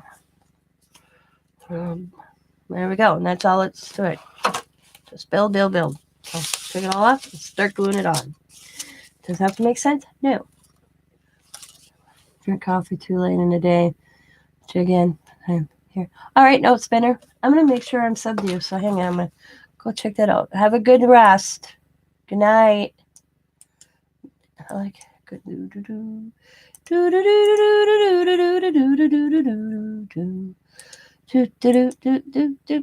Okay, note spinner.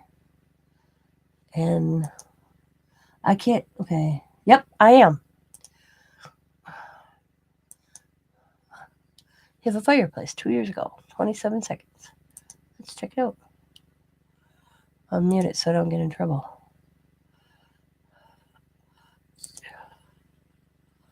It looks like you're building that fireplace. Oh, look at the woodwork on this house. Oh, my God.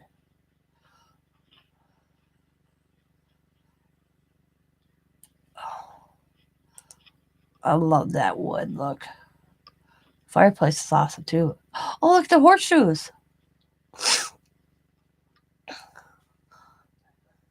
That's cool, by the way. I don't know if you're still here, but, man, that was awesome. I love natural wood look. My whole house, if I could do my kitchen and my whole house in that natural wood look, I would. That's awesome.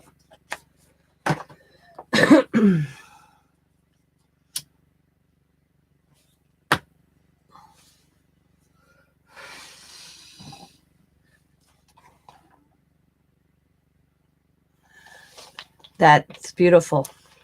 Yeah, dude. I love videos like that. I watch so many different things on YouTube. I just don't sit back and watch craft videos. I watch it. I watch an ad. One of my favorite videos to watch is he's young. Guy can't be 25 years old. And he does a prayer, not a verse from the Bible at the end of every video. But he scuba dives, he walks with his things, and he finds all these treasures. Returns telephones that he finds, jewelry that he finds.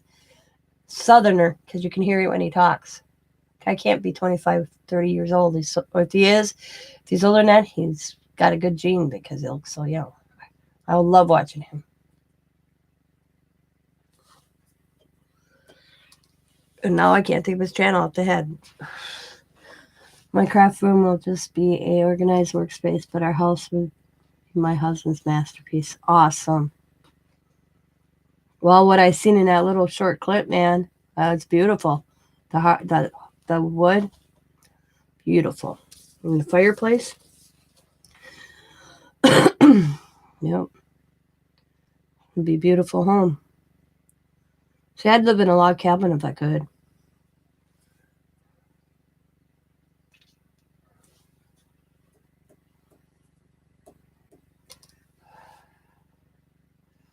Yep. See, I wouldn't want it I'll be honest, I wouldn't want my craft room to have that beautiful wood in because I like hanging stuff in my room. So I'd want just plain walls. But the rest of my house could be that natural wood look. You'd walk in that one room going, what the hell? Because I wouldn't want to destroy it as much as I do stuff in this craft room. Our house is only wood and walls on the inside. But beautiful.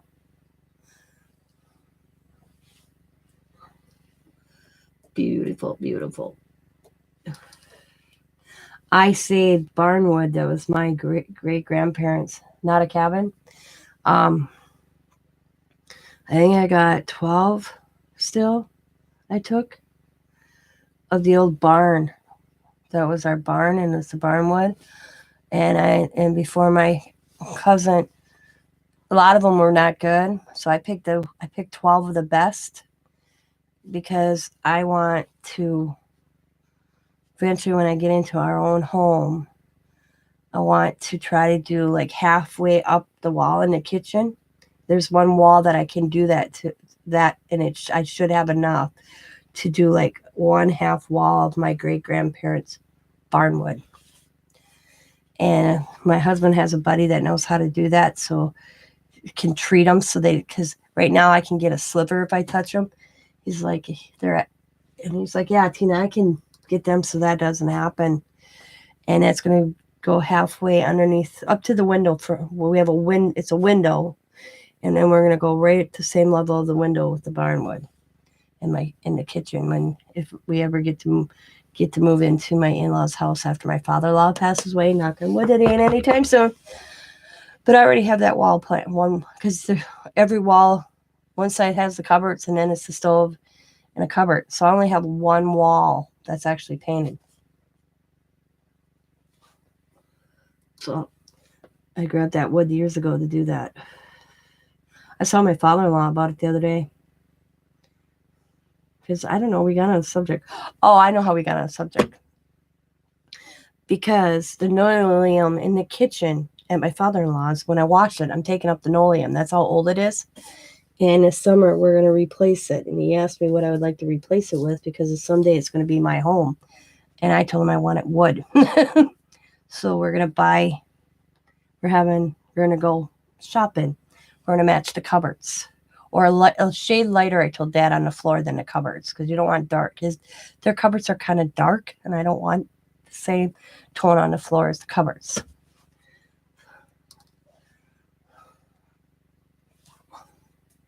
So I said I'd have to bring my barnwood. Because I wouldn't mind the floor kind of matching the barnwood. And he goes, what? And I told him. And he's like, oh, I didn't know you had intended doing that. I'm like, yeah, kind of thought ahead.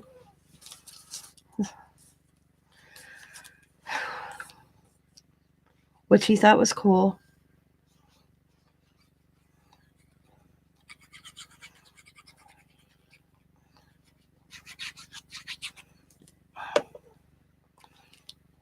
I'll put that there. And never press down the very top until I finish putting the stuff on. I just kind of do a little bit of glue on the bottom and halfway up so I can tuck. And then if I have to, I'll just add more glue. So I got that there, and I want them flowers. They'll go in the center, which I have to, they're half cut because I used them on a different page, but I kept them because I colored them. Definitely feel it.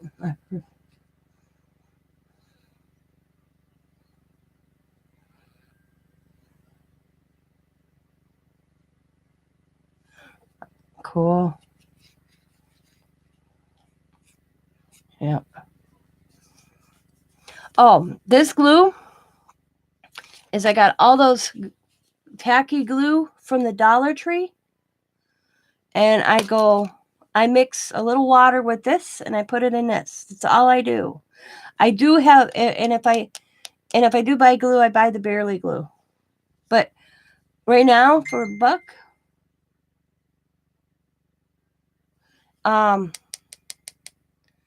I just take a little cup and I just mix it until I get the right consistency, and it's been working great.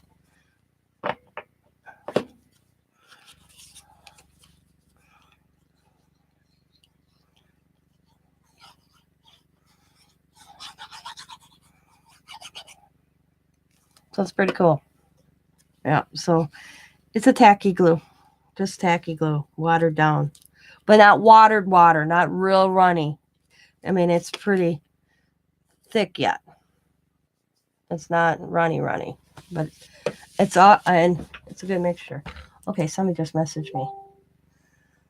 Okay.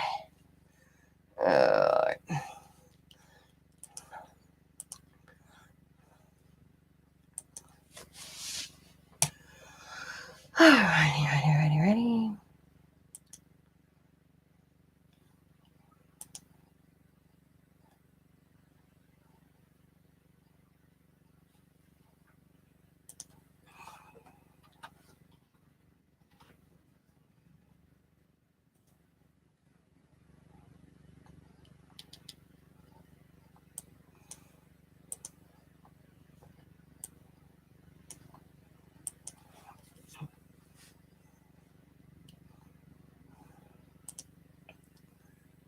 Yep. All right. Good night.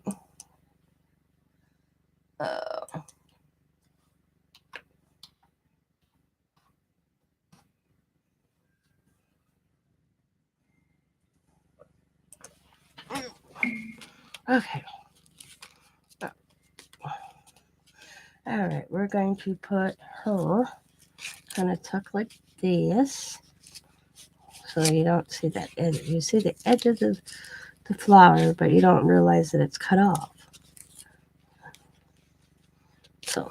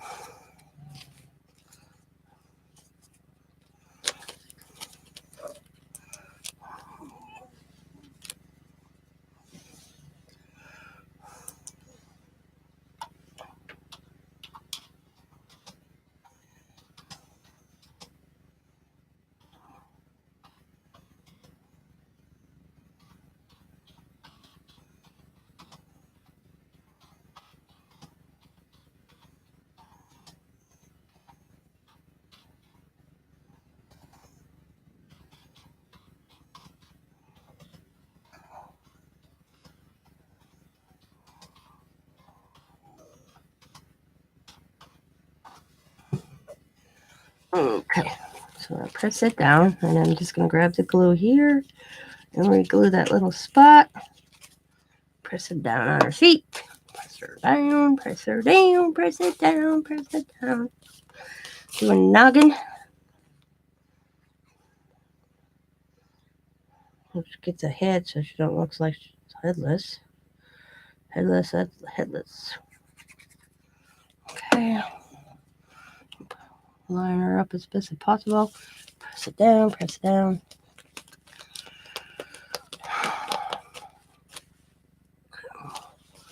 And I'm going to use this little funky piece from something. I don't remember. It looks kind of cool. And I'm going to put that up here for a noggin cover.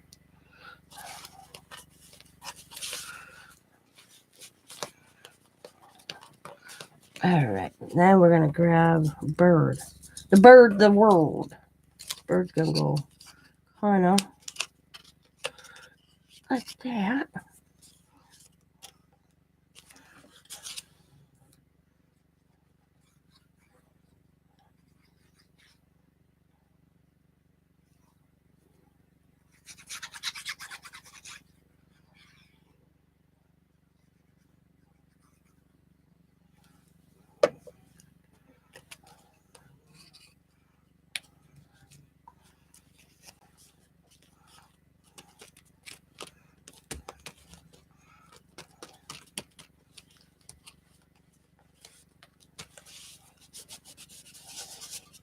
All right, get me another bird. I want the bird just going in the opposite direction. So I didn't even press it down. Put it up a little bit. He's going to go just a smidgen. Okay, I ripped it. Oh well. Just over her. Just a smidgen.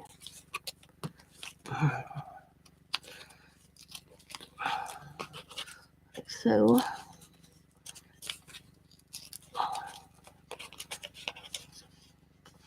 Like that.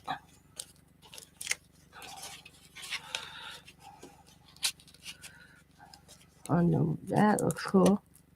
Looks good. Works for me.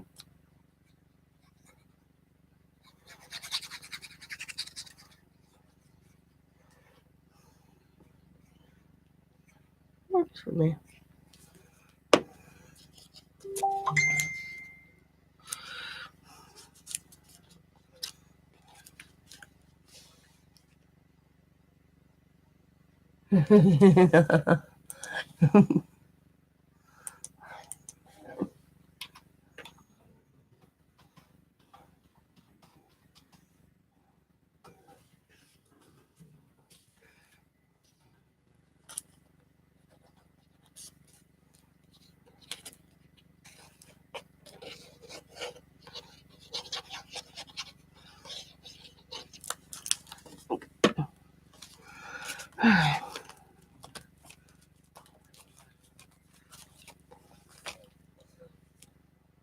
Okay. I'm thinking,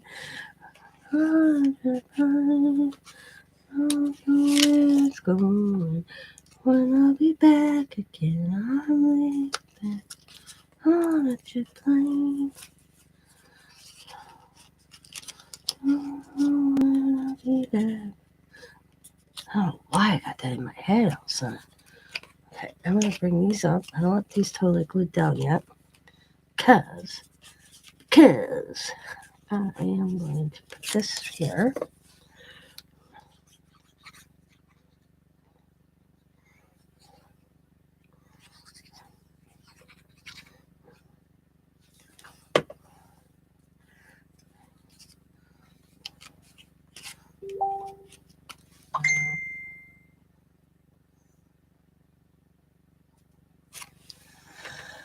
I will try. Okay.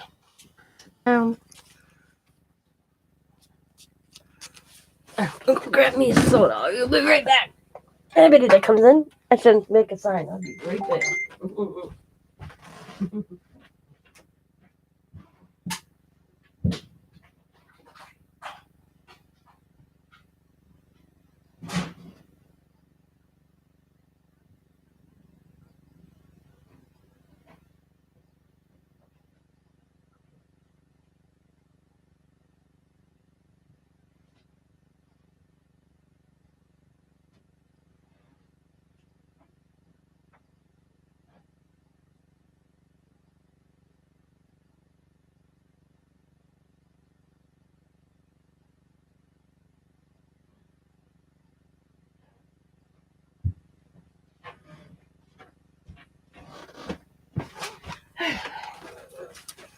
Alrighty. Oh. Okay. I said, man, we hit in the low 60s and some earlier this week. Today, we're lucky it will be 40 out. Scott told me it was supposed to be really cold this week in Wisconsin because it's only 49 here. Or no, 21. Because I told Scott, I don't know why. I got a damn backache today. Yeah, we're only supposed to get high 30s. And because it was supposed to be cold, 60s, 57. Okay, right here. Look at Thursday, 30% of rain, 52 degrees. Friday, Saturday, 52, 54. Yeah, no wonder he's says I for this backache I got. I said this guy. I said I don't know if I slept wrong, but usually when I start hurting, I feel like I get dampness. I caught a dampness, you know. And he says, well, we got a cold snap coming through. I'm like, oh, lovely. It does not feel like spring in Wisconsin, I'll tell you. To me, it feels like fall. Oh, come on. Why am I not moving here? This feels like fall weather versus spring weather here in Wisconsin. I don't know how it is somewhere else, but this is not spring weather we're having. It feels like our fall. I'm just saying. Okay. I'm going to put this flower somehow like this. There we go. That looks good. And then bird's ass will go like that. There we go. Oh. What? The Cincinnati 40 out opening day for the Cincy Reds? Is that Cincinnati Reds? Is that baseball? You're gonna be over there laughing, going, oh my God, Tina.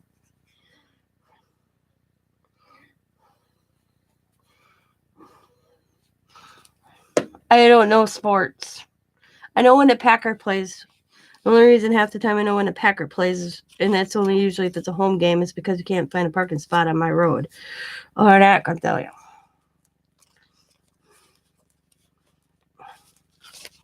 Just letting you know.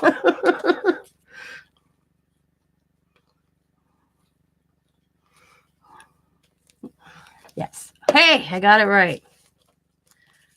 I didn't think baseball started this early. Really? Wonder what, so the Brewers will start playing too, I take it? I knew that we have Milwaukee Brewers. I know that. But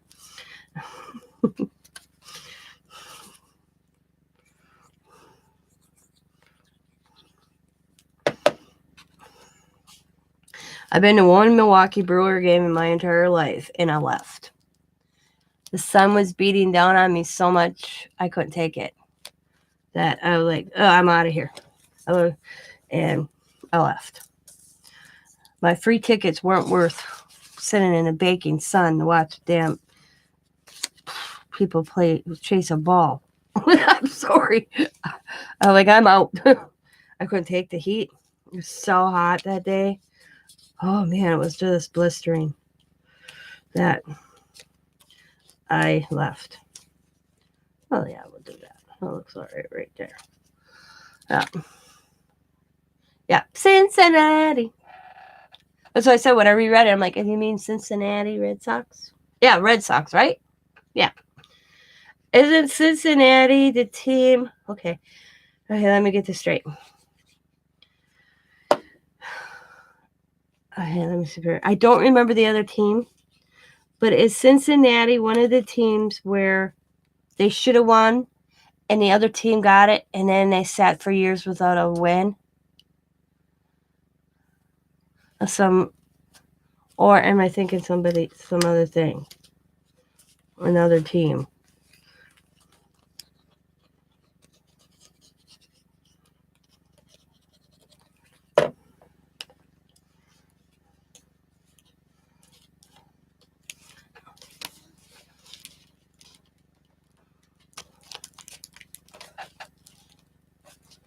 Where they should have won and it was taken away and given to the other team or something.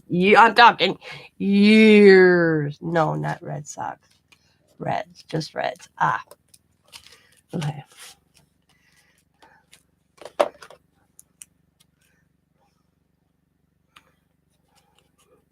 I mean, colored wasn't even a TV yet when this happened. I just remember seeing something on PBS. I just don't remember the team. I'll have to Google that, man. You know what? I'll sit there and think of that. Like, what was that I watched now? I'll have to go look that up.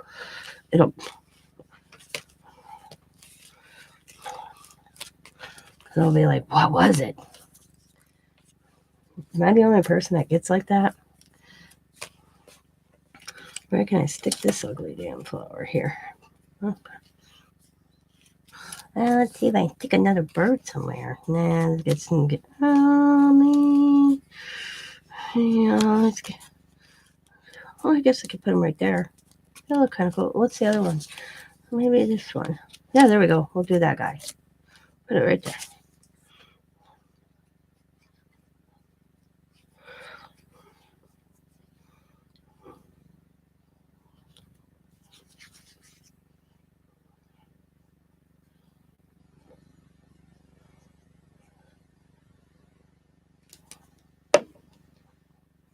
See, Milwaukee Brewer, this is funny. I can get to the Milwaukee Brewer Stadium. And the only reason I can get to the Milwaukee Brewer Stadium is it's right next to the VA hospital in Milwaukee. And I could get off the interstate and get myself to the VA hospital. And they're right next to each other. That's the exit I followed.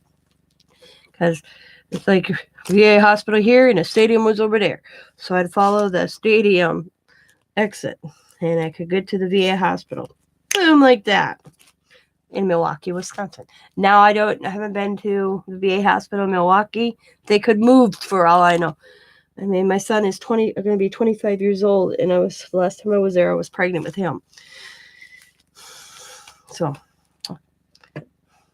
my grandpa passed away right after, so I had no need to go to the VA hospital anymore, because that's the only reason I was at the VA hospital was with my grandpa. So the VA hospital could be gone for all I know. But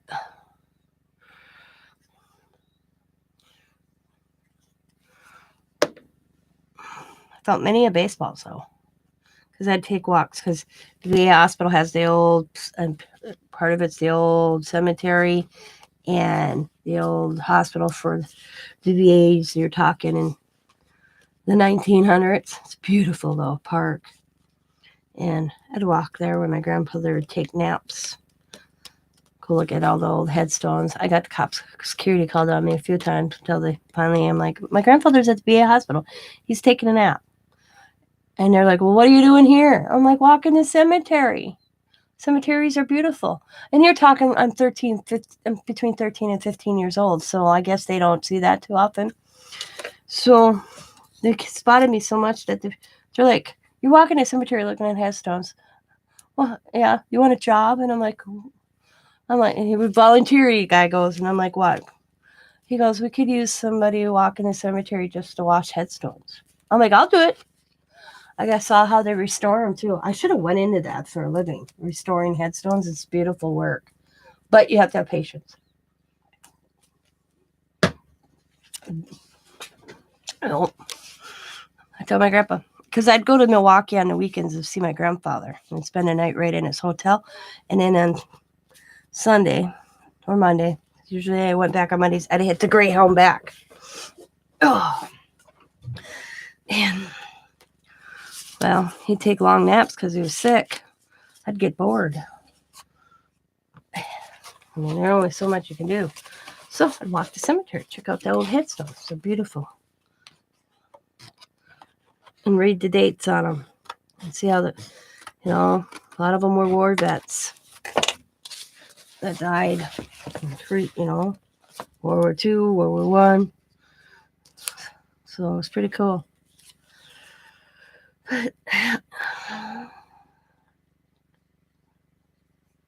That's beautiful. Beautiful, beautiful, beautiful.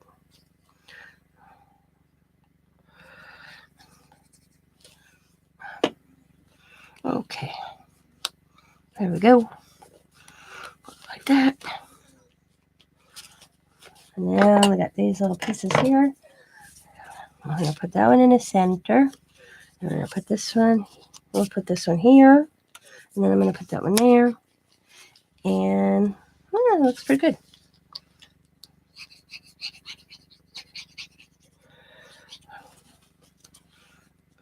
Down.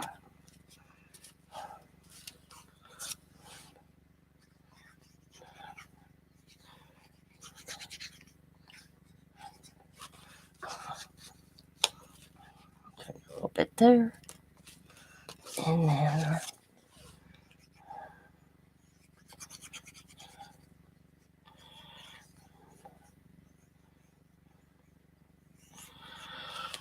and we're gonna go put it there, right there. Just press these down. Boom, boom, boom.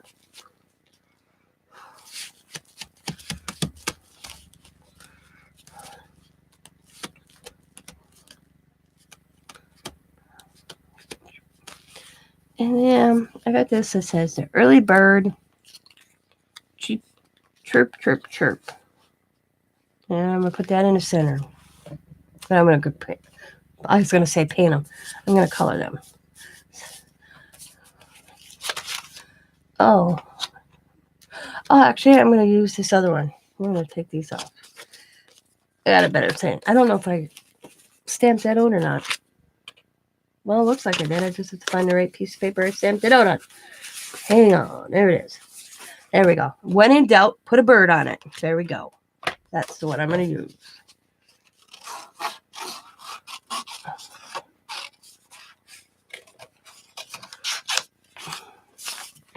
And I'm just going to call, let's see. What sticks out most on here? Yellow. Come on, flatten down. So, let's do the yellow.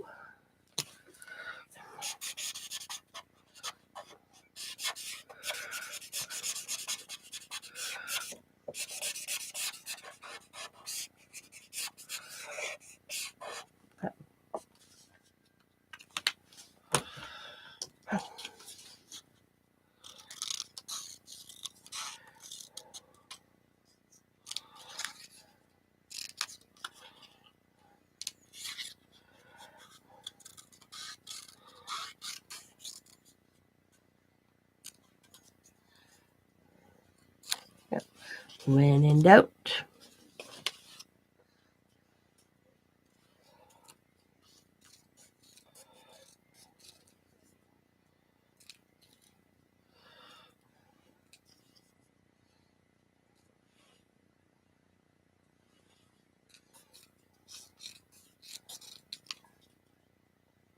Put a bird on it. There we go. And then I want that one that says chip, chip, chip, chip, or whatever. Right there. The early bird. Chirp, chirp, chirp, chirp, chirp. That's it. Chirp, chirp, chirp. Not cheep, cheep, cheep. Yep. They don't have that on there, though. I was really surprised. She has chirp, chirp, the early bird, and then dot, dot, dot. And then when in doubt, put a bird on it. I was like, there had to be more to this. But no, she didn't have the worm on her.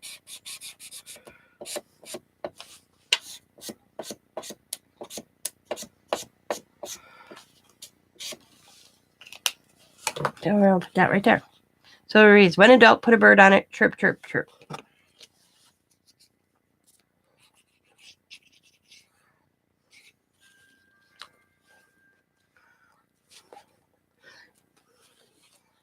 Like these, I got to finish. I'm going to do that too before I continue. Excuse me. I forgot to color them.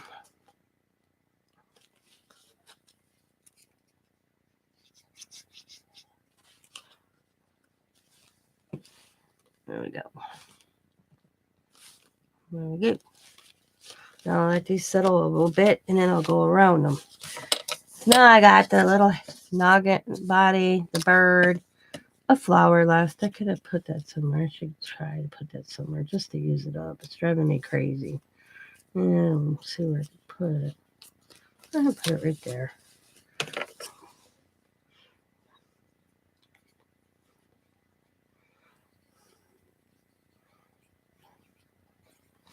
I'll put it somewhere over here. There we go. We'll just set it in there. Get it in there. Okay. And I have this funky head left, this body, and this face to use eventually. Not bad. And now most of these were snippets that I kept. Okay. Come on, glue down. Sometimes this glue doesn't want to do it. Oh, all right. Now I gotta get the color I want. I think that pink's too dark, so I want a lighter pink. A light pink. And I still want you guys. I still want to be able to read, so I'm just gonna test a little bit here. There we go. That'll work. Yep. Just gonna.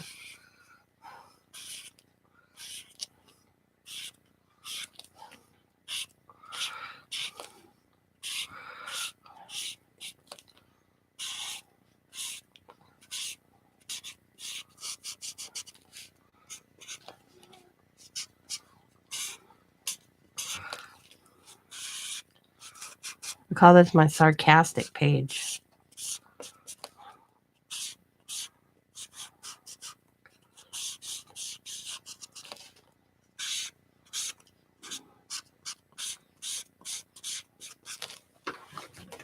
Oh, come on, chair. What? Oh, I know what. I'm on a cord. That's why. I was like, why am I not moving? I'm stuck on the cord. Like, I kept on trying to move my chair and it wouldn't move. I was like, what the hell? I was like, Jesus, I just bought this damn chair. Why is it giving me problems already? It's going to go back and continue. Oh, I was on a cord.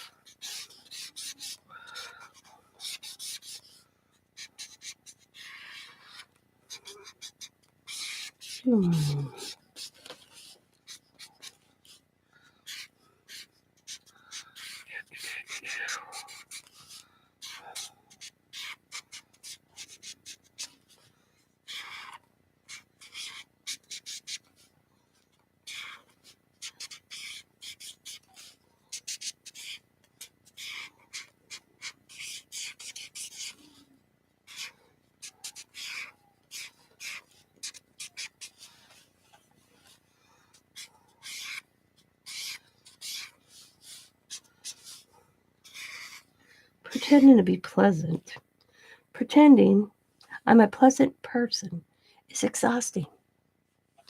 All right, girlie. I need to go lay back down. I will catch you later. You're going to join Bima today for Mixed Media Props. I probably, but we'll see. I'm not going to say yes or no. So, is she having it today?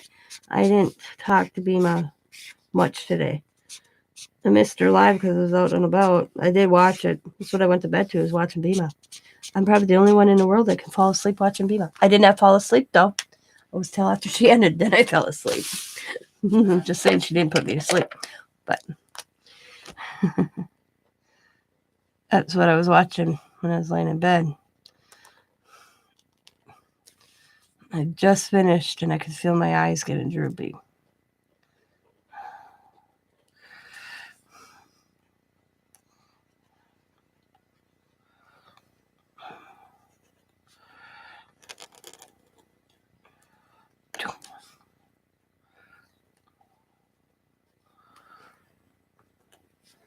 Good night, Stephanie.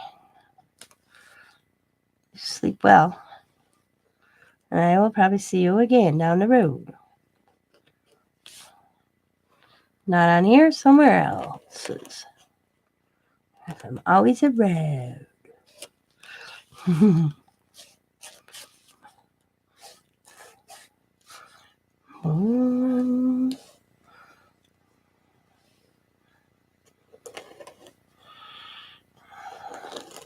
Boom.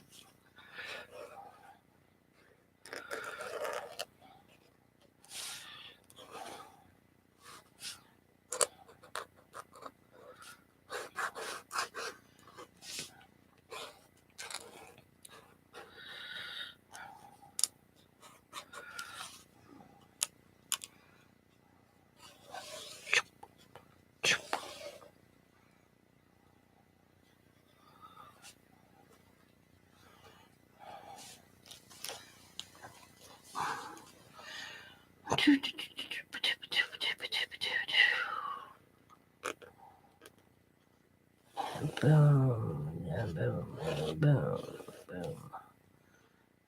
All right.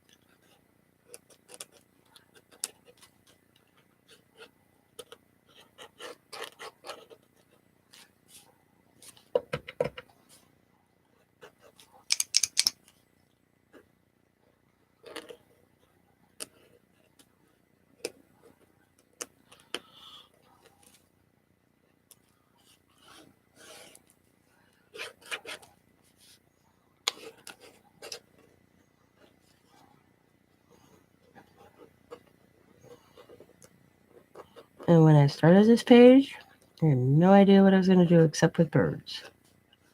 And the tidbits came in after I poured out the images. And I'm like, yeah, let's use the tidbits. And what I'm calling by tidbits is ones that I had previously cut out for something I didn't use, or I cut part of it off and used it and kept the opposite part. I'm going to get rid of them. I got my coloring on. I already colored them, so they're good. Look at that. They're good filler.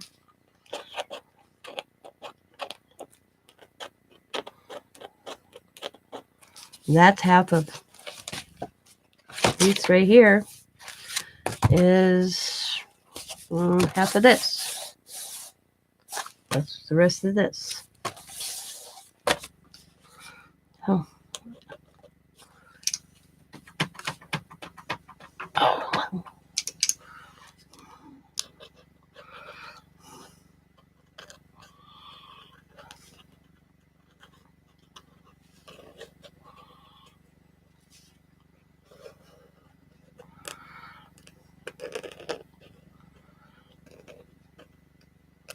I still want to play with my new collage sheets I got last week. I haven't even did that. Whew.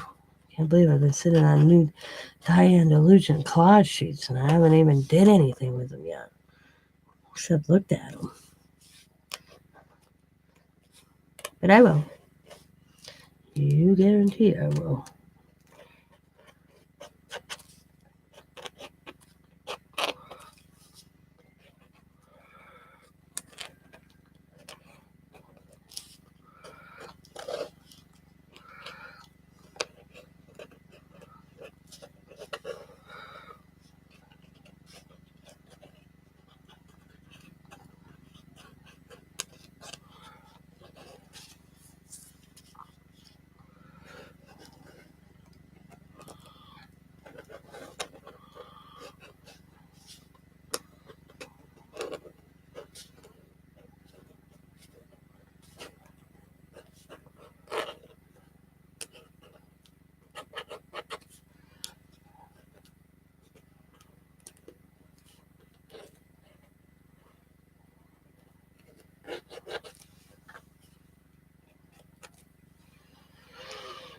Alright, that's pretty good.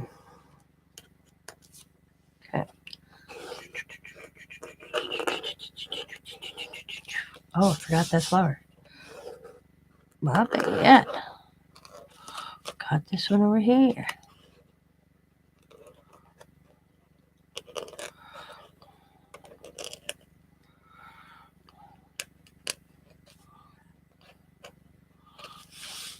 I don't know how well that will stay.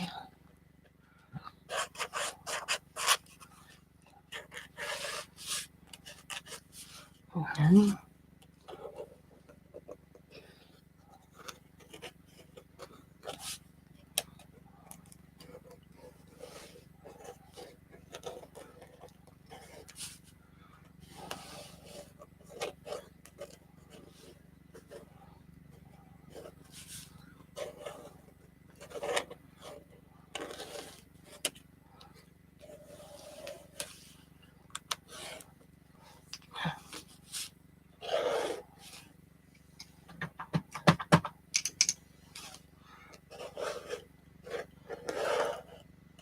now the fun part is right here. This is where I love just kind of doodling. Just for the fun of it.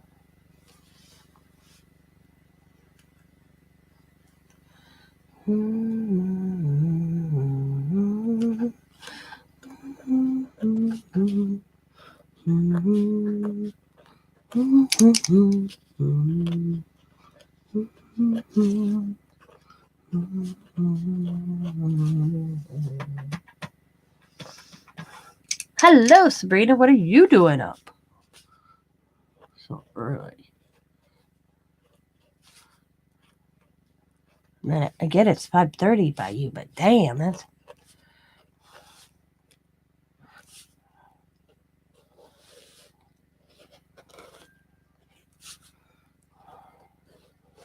Zach get sick again?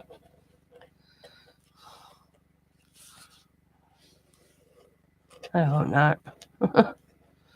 Poor kid.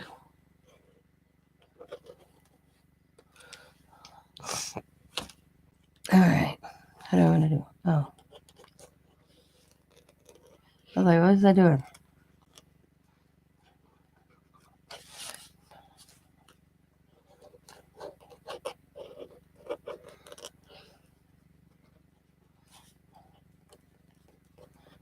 Just doodling.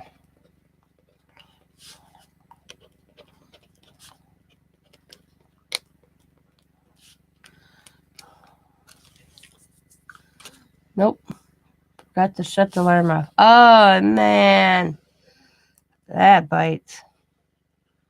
So that's done that.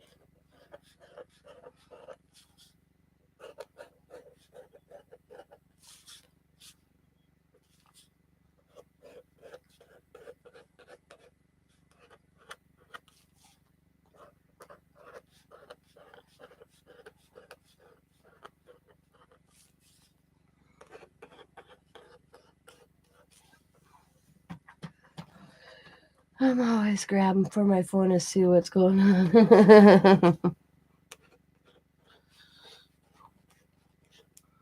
Well, I fell asleep early. Took my bath. Took my ibuprofen. Watched Bima's live from earlier. Finished her live. Watched about 20 minutes about the George Floyd outcome today. And fell asleep. And then at 1 o'clock, I was up. So, here I am. That's what I did. Other than that, that's what I've been doing. Nothing special. There we go. I am done with this page. There we go. Look what Scott bought me. This girl can. And then I'm going to print out on my Cricut Tina's Crafty Life and stick it on this side. So then when I have a sale, I'll put it like that so people can see Tina's Crafty Life. This girl can. I don't know why he bought me that, but he did. He actually went in Dollar Tree with me. And then spent like 5 minutes in the store and walked out and said, okay, there ain't nothing I want. And left. And went back to the truck.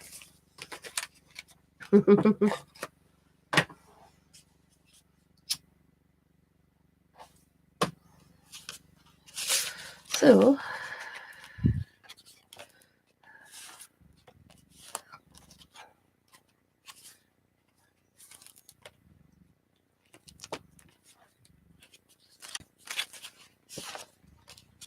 now, the next one, I'm going to skip this one, skip these two, and I'm going to do this one, because I have this already in my head, and I want to put it down. But I think I'm going to wait to do that. I'm going to color the stuff later. I'm getting tired again. So, this will be the next layout. And it's going to be, I'm going to be using these, them, And hang on, there's more. These. This. And that. And the crown. And the body. Some more shells. There's that. Maybe those little fish as well, and the little squid and the bubbles, of course. But yeah, I'm gonna color it all before I do it. Plus, I have to get the head out. I didn't stamp out the head I want to use. But I'm hoping it kind of looks like it's in the water and then a sandy bottom, because I'm gonna have this all colored and it's gonna go up like that. It's got two little fish in there. And then I'm going to add a couple of the seashells. And then I'm going to have, where is it? Some of the funky fish in this thing. And then I'm going to have the mermaid somewhere also. These I may not use. Now that I forgot I had them. But soon there's more of the shells. So that's what the tensions are. But I'm going to have this all colored by the time I put this out and have y'all watch. That is the time to bed. I can see that. Yep. But I'm gonna call this a morning. I'm actually getting tired again, so I'll probably go lay back down for a few hours. Maybe put a movie in, fall asleep to a movie. Movies, I can't get through a movie these days. No matter what movie it is, I seem to fall asleep. Maybe I'll put Walk to Remember It. Or the note, not my favorite one, The Notebook. I always fall asleep to The Notebook. I can watch that movie 100 times and I fall asleep to it every time. I'm a big Nicholas Sparks fan. Except his stories lately. I couldn't read them anymore because it seemed like I was reading the same one, just a different title, different character names. Same concept, but this one's a rodeo. This one's a firefighter. So the last couple of books I just couldn't read.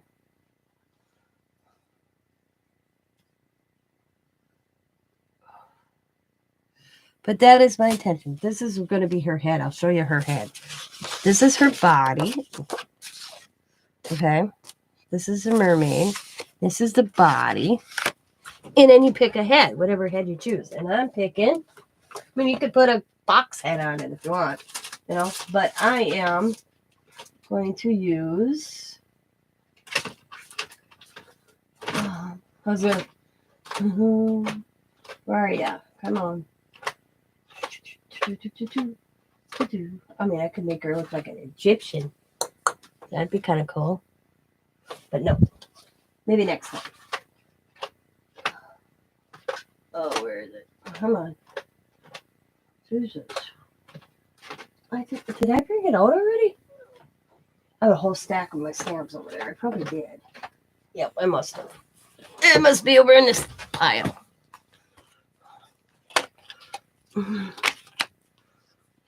Yeah. This is going to be your head. I got to stamp it out.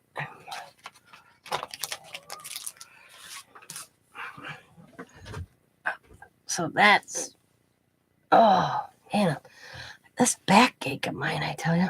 I've seen one where they did the body and they put the giant eye on. That was pretty cool. But I'm going to call it a morning. Thanks for the 5 thumbs up. I greatly appreciate it. Thank you for the people that came in and out, off and on since I've been on. And I will talk to y'all later. I don't know what's going on today. I may be back live later. I don't know. Or Steph mentioned Beamus doing mixed media. So I might be in there. I don't know.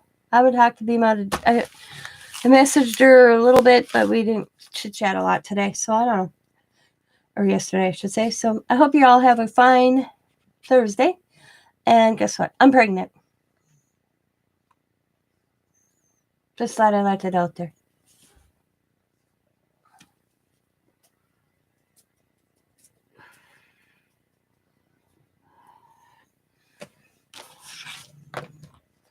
before I got in Louisville. Thought I'd just tell y'all firsthand. So you heard it from me. Nobody else.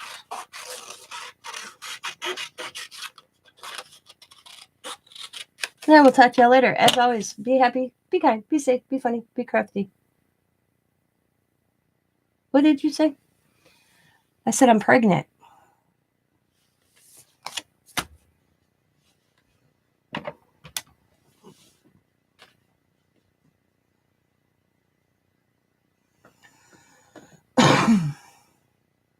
You're what? I'm pregnant.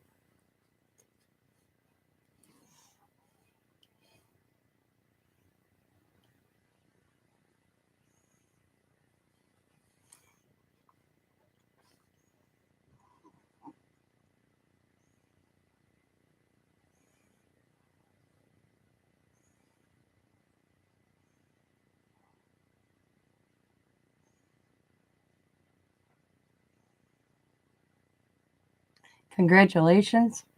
Look at the date. It's April Fool's. Hell no, girl. This baby maker was done making babies 25 years ago. This mama had a baby at 2:30 and at 5:15 she was getting snipped and tied. She wasn't having no more children. Plus I couldn't have any more kids. So I technically wanted 3. I thought I was hearing things, yeah. I like how you went, congratulations. My kids fell for that a couple of years ago. I'm like, are you guys serious? Have you not been in my life? Yeah.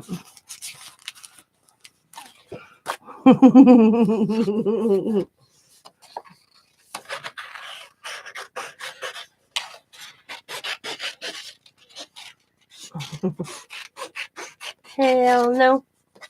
No, I couldn't have more children after I had Xavier. I was high risk pregnancy with both my children. And my doctor told me if I had tried to have a third child, it'd probably kill me. So, no more baby. Couldn't have another because I actually wanted 3 children. And I ended up with Tim anyway. So I technically feel like I ended up with 3 children.